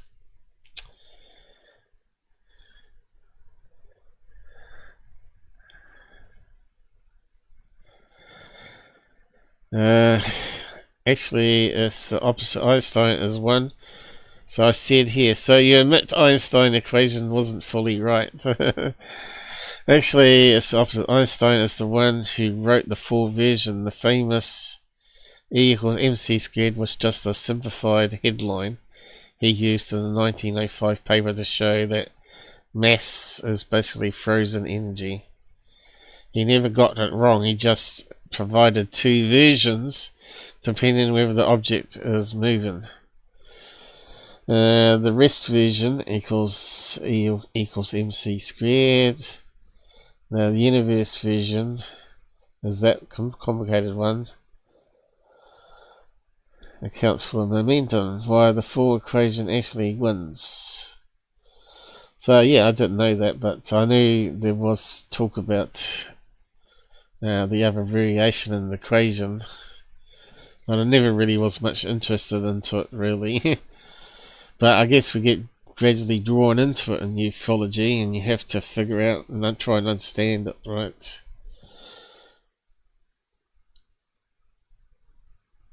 Okay, but light is a particle like a spinning donut.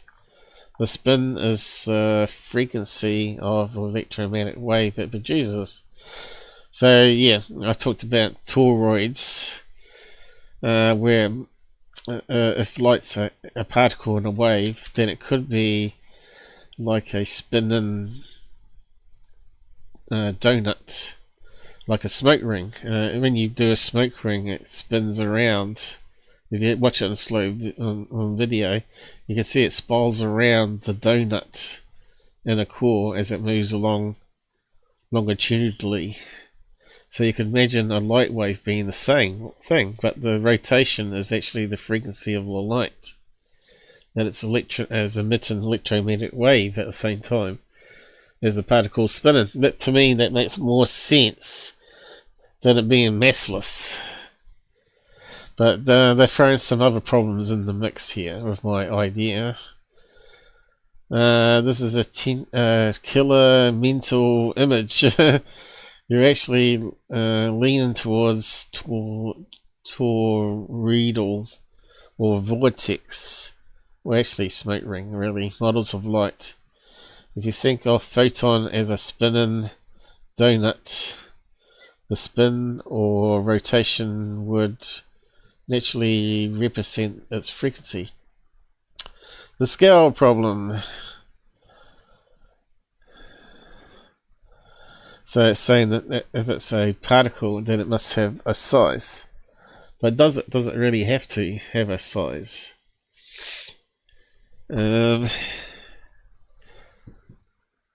Maybe they come in all different sizes. Time dilation doesn't slow the spin. Okay, I wasn't really referring it to time dilation at this point,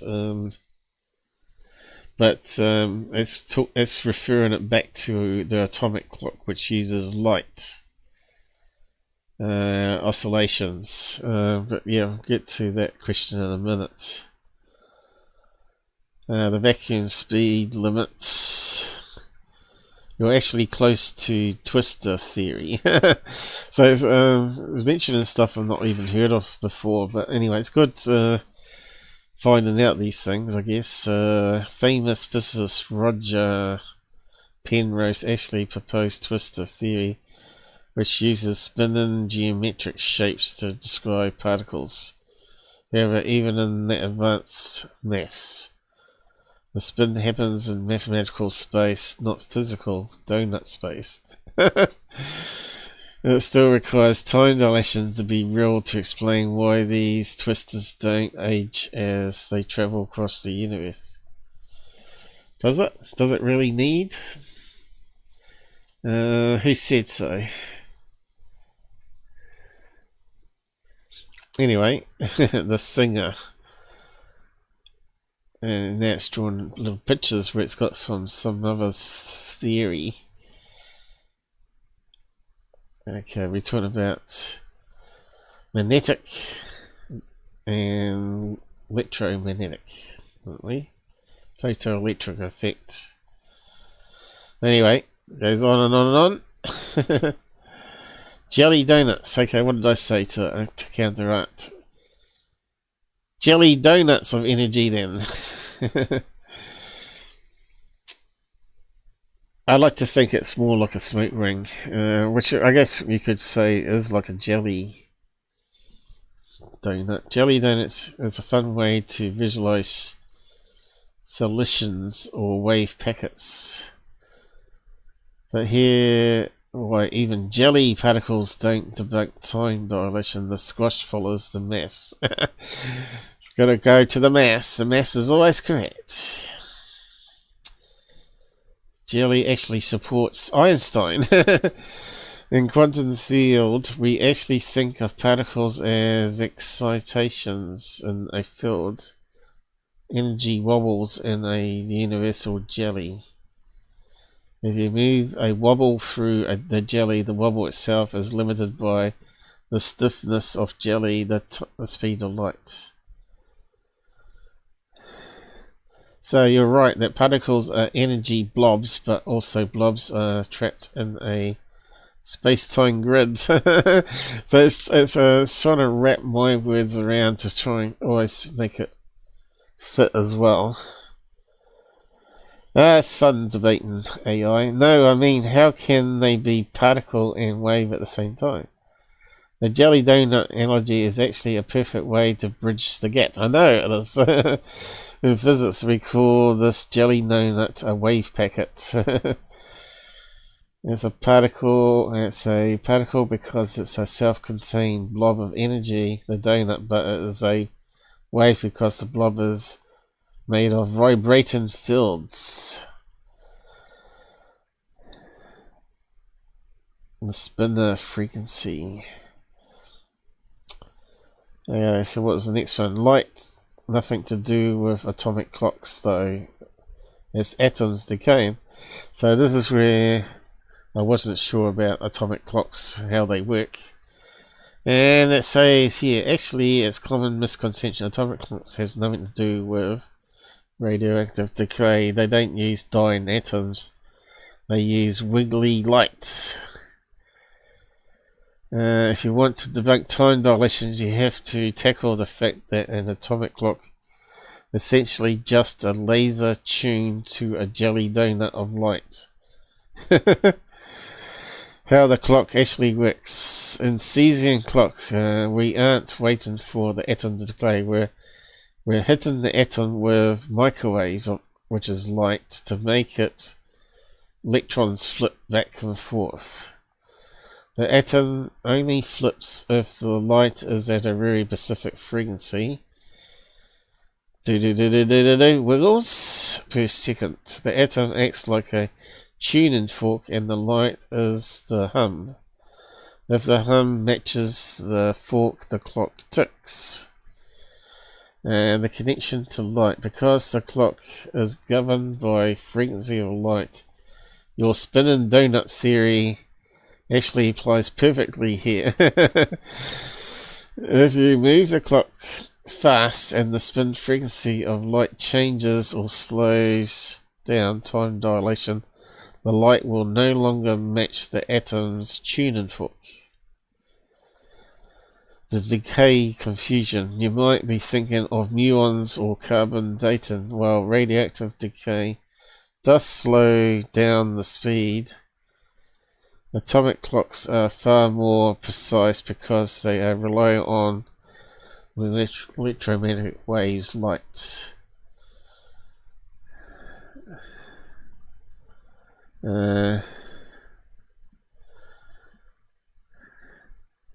So I said here, is the oscillations, it don't work if it's not decaying, right?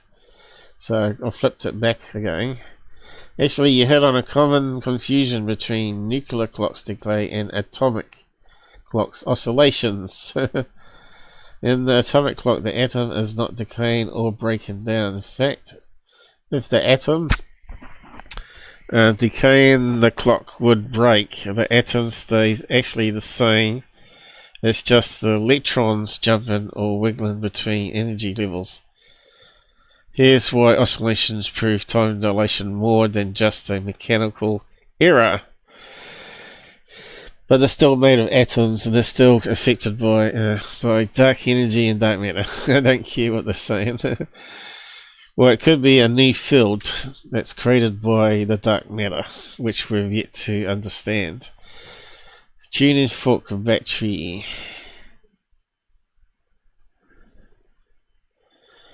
I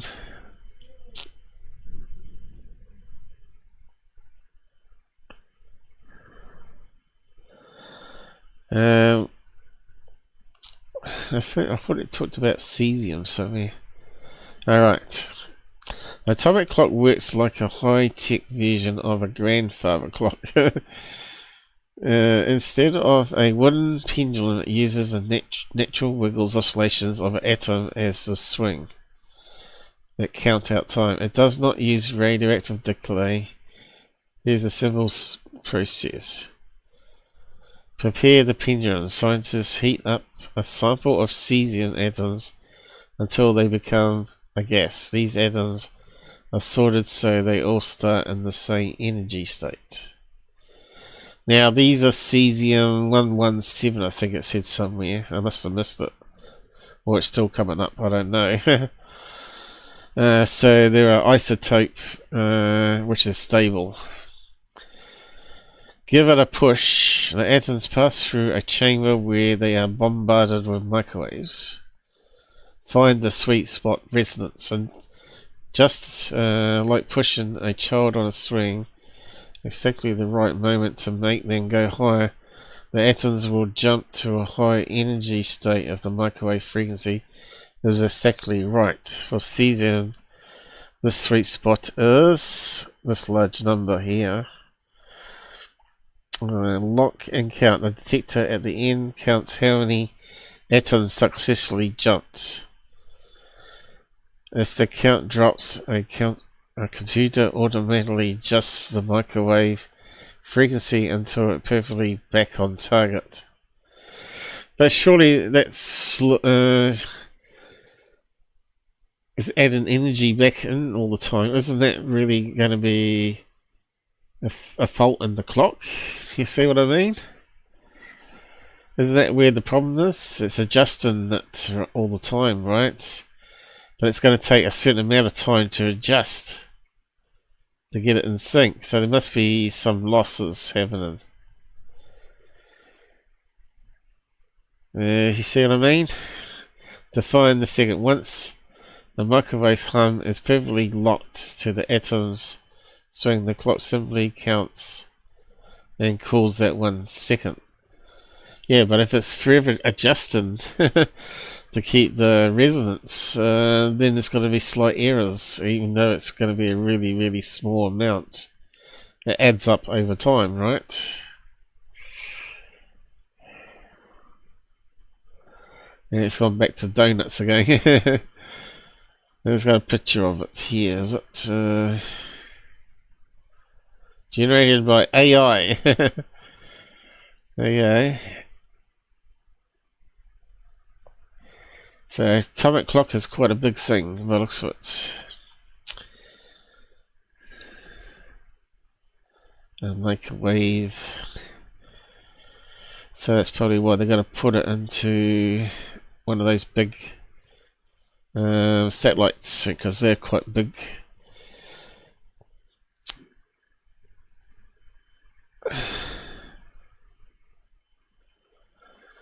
Actually, nothing stops it, but it does matter because stable isotopes don't decay. Oh, here we go. There's a big difference between a radioactive atom and a stable one. Standard atomic clocks use cesium-133, which is the only natural occurring stable isotope of cesium. Britannica explains that unlike cesium-137, that's where I was getting that 7. The scary stuff from nuclear accidents, cesium-133 has a half-life of infinity. Okay. So, I still kept on going. We're getting near the end though. If you're still with me. Or is it losing energy in the system, changing the wiggle? So, that's where my thinking was, where it's putting microwave energy back in. That's exactly what engineers spend their lives trying to prevent. But how can you? It's still going to take some time to do it. And then you got to check on it, so you got to test it. Systematic error or frequency pulling as the system loses energy, fraction, heat, or electronic noise. The wiggle would indeed change. However, we know this isn't what's causing.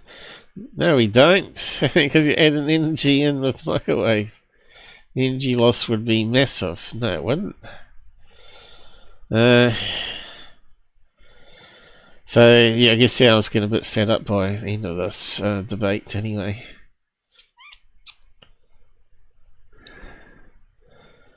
But you're adding energy back in as microwaves. It can be small amounts. You hit on the exact mechanism used to keep the clock stable. And engineer, this is called feedback loop. Yes, you're right. We add energy in and it takes time. Then you got to check it. Okay, the clock is a follower, not a leader. The microwaves don't tell the atom how fast to wiggle. The atom tells the microwaves how fast to wiggle. Okay, so what's it trying to say here?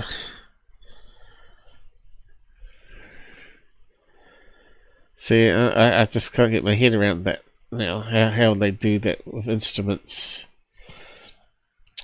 Anyway, it doesn't matter. I'm too tired now to even wrap my head around that. The gain versus loss paradox. Jelly donuts. Okay, what else did I say? Getting near the end of this debate anyway. Why don't you see a ball bend a throw in space? So I throw that in there. It's a great catch. If space is curved, why doesn't a baseball look like it's travelling along a rainbow or a loop? The reason is that you're seeing only the space part of space-time. But gravity is mostly curving the time part. Gobbly-gook. Okay, get past that one. Time is a concept though, something that moves forwards constantly. That's exactly how our brains are wired. That steady, invisible river of universal ticker that never changes. But physics has proven that time is a physical dimension. Again, we're throwing in dimensions, right? I don't like that word, and that's where it all goes wrong. Theory of height or width rather than just a mental concept. If time was just a conceptual constant that always moves forward at the same speed, we wouldn't be able to explain these three things. GPS disconnect. Yes, we would.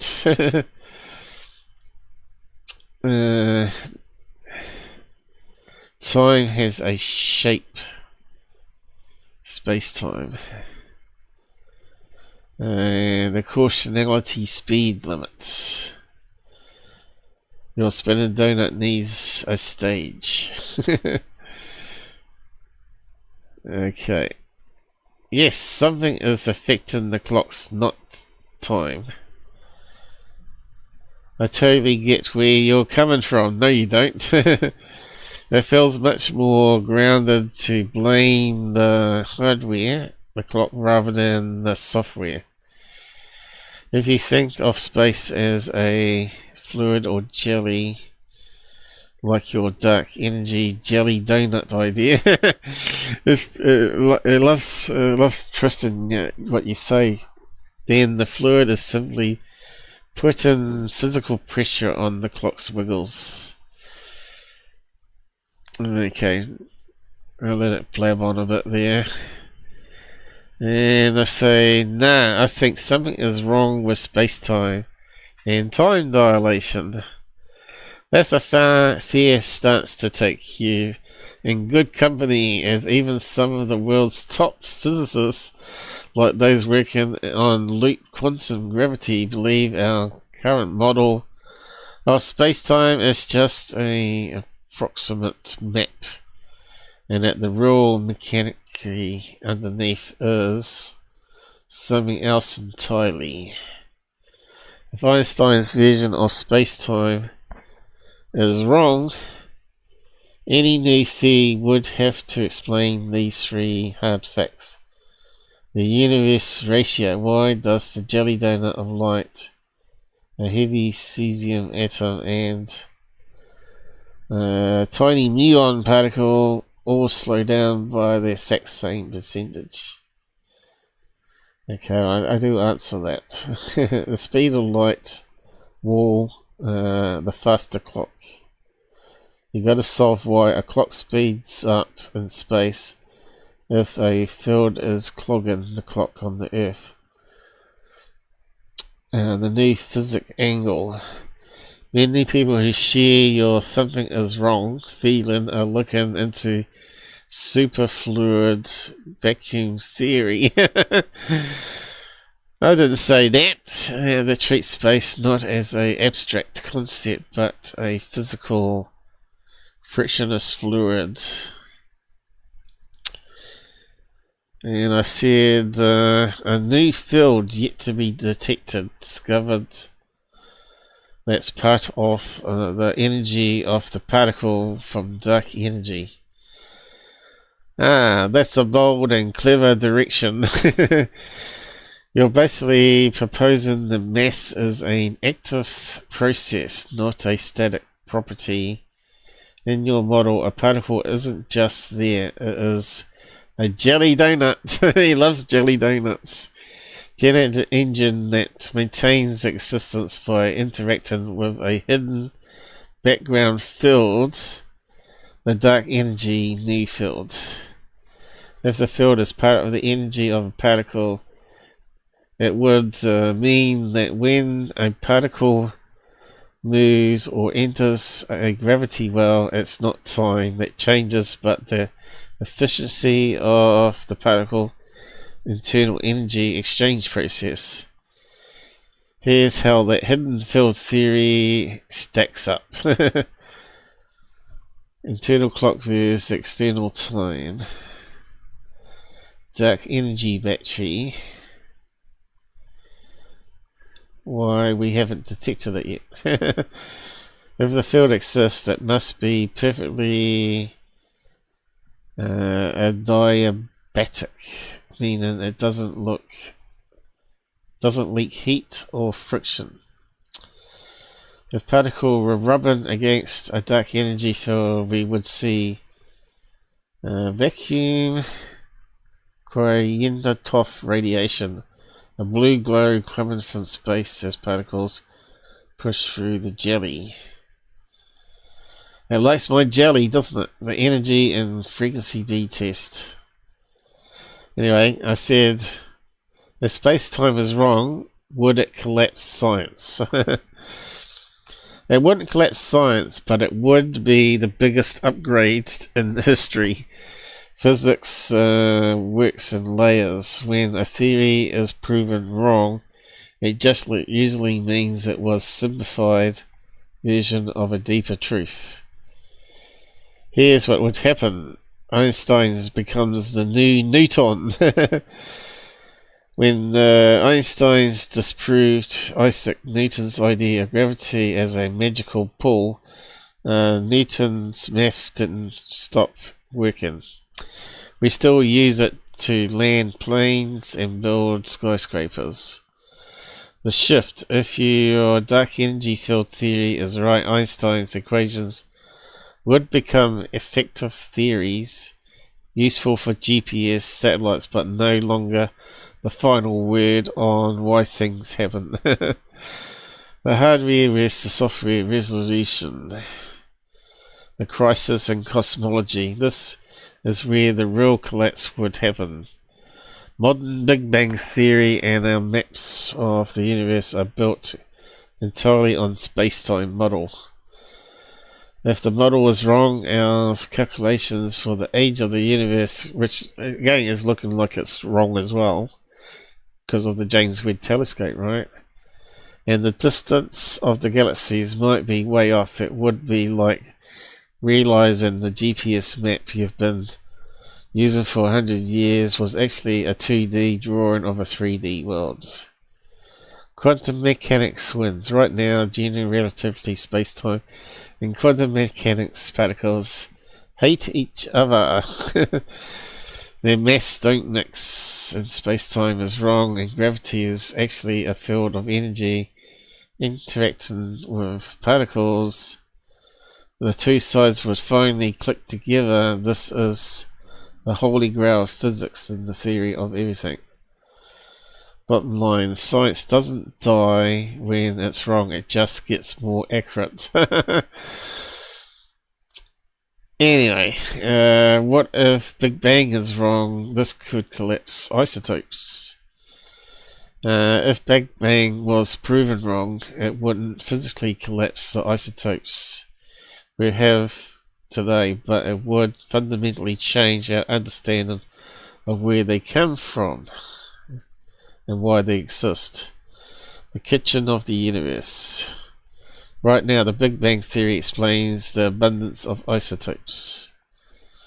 The model Big Bang nucleosynthesis predicts that the Big Bang in first minutes of the universe cooked the perfect ratio of hydrogen, helium, and a tiny dash of lithium. There's a lithium battery. The evidence, we look at the oldest stars, we see this exact ratio of Big Bang is wrong. We need new hidden kitchen to explain every corner of the universe. Your stable cesium wouldn't suddenly start decaying. impact of time. If the big dam is wrong, it actually makes your hidden field theory stronger. If the universe didn't expand from a point, then cosmic microwave background, the glow of the Big Bang might actually be a frequency B exhaust of the dark energy field you mentioned earlier. Instead of old light, it would be the hum of the engine of space itself. Oh, how about that, guys? I might be right. I got AI actually turning around a bit here, haven't I? So in the end, the best counterclaim to time dilation is a new field from dark energy, which I asked at the start. Actually, you're hit on exactly what modern physics call the fifth force, or dark energy scalar fields. NASA, Jet Propulsion Laboratory, and other agencies are actively searching for hidden hand right now. Now there you go, guys. Maybe I'm not so stupid after all. To summarize your position as a formal scientific counter argument, time dilation is not a warping of time, but a physical interaction between a particle internal energy and the background dark energy field. Here's why this arguably the best path for a skeptic. It keeps the mass. You don't have to prove GPS data is fake, you just offer a different reason for why the clock's shifted. It solves the empty space problem. If the field is everywhere, like a superfluid, it explains why even light bends or slows without needing the abstract concept of curved time. It explains the faster clock. If the field is denser near planets like a fluid being pulled in, then a clock in space is under less pressure, allowing for jelly donut to spin faster. Was jelly donut being light here, or the wall your theory must climb? For this to replace Einstein, you have to prove that this field affects a massless photon, a heavy cesium atom, and a short-lived muon. It's just a theory. You just prove it. Proactive follow-up. To prove your theory, we would need to find a glitch. A place where dark energy field is lumpy and the clock doesn't match Einstein's math. Do you think we should be looking for these glitches in deep space, near black holes? There we go, we got to the end. Yay! So what do you think on that? Are you still with me? Oh, we got 13 glitching. Must be some clever people out there listening in still. Okay, here we go.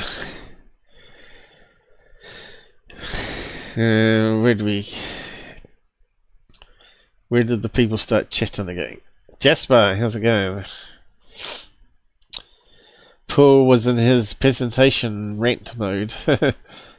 I'm back, driving home. Hey, Liz, Philby50 on Rumble, how are you going? You need to include in probability theory, aliens may be using infinite improbability propulsion. That sounds like something out of Hitchhiker's Guide to the Galaxy. Don't they have a probability drive? And it spat out wells or something in space. How are you? I'm still not right awake. I just got here shortly before you. Welcome back. This pool is mine now, eh? AI.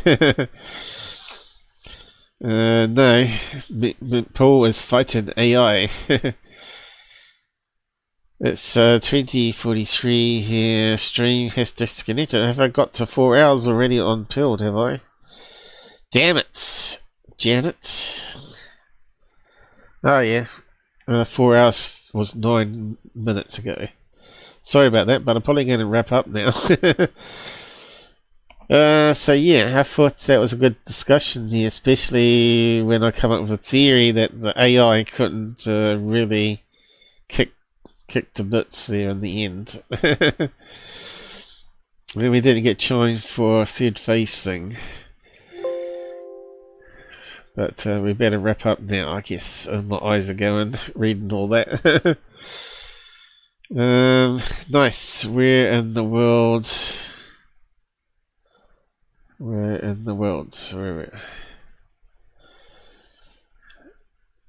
are you? I'm listening from Germany, about 12 hours apart from Paul's time. I'm in the USA East Coast. Okay, East Coast, you can get talking if you want. And he's a skateboarder with bad knees, isn't it? Okay, if I remember right. I'm going to say good night now, guys. I won't get many likes, I don't think, today, but anyway. If you enjoyed what I was just debating there, do hit a like and make a comment and add in your own ideas. But I'm not going to go down with a sinking ship, Titanic. I'm still saying that Einstein, and he probably knew that he wasn't entirely correct, and there's going to need some new changes added. Take care on the roads. I wanted to do more UFO video analysis though, but maybe next weekend. Say good night there. And I'll start winding down. Yep, take care, Liz. Good night. Oh, yeah, that's me. Okay. Oh, my eyes have gone so blurry now. I didn't wear glasses, but that may have made it worse. Ah, got the wrong thing. See, I tell you, it's bad when your eyesight goes. We want the ending one, the ending. It's not going to let us do it yet. It takes a wee while to reset it. Okay, let's see if it ends. Looking good.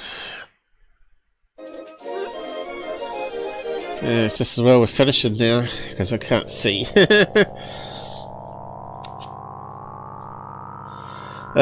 a bugger getting old. Mind you, they say you've got to keep your brain active like this, and that stops dementia. So the more you use your brain like complex stuff, thinking like this, the better off you'll be as you get older, brain-wise. But my body's a piece of shit. I need a new body.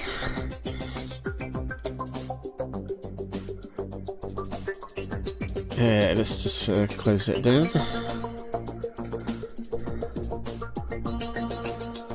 And Liz, we're about to go back to the beginning and watch everything. And hit a like on the way out, guys. Much appreciated. And the sub, we need to get more subs. It's going up slowly, but it's going to take 1,000 years to get up to the shills levels. And my nose is blocking now. Yay! That's what I want. Oh. What are you doing, Paul? You're meant to be ending things.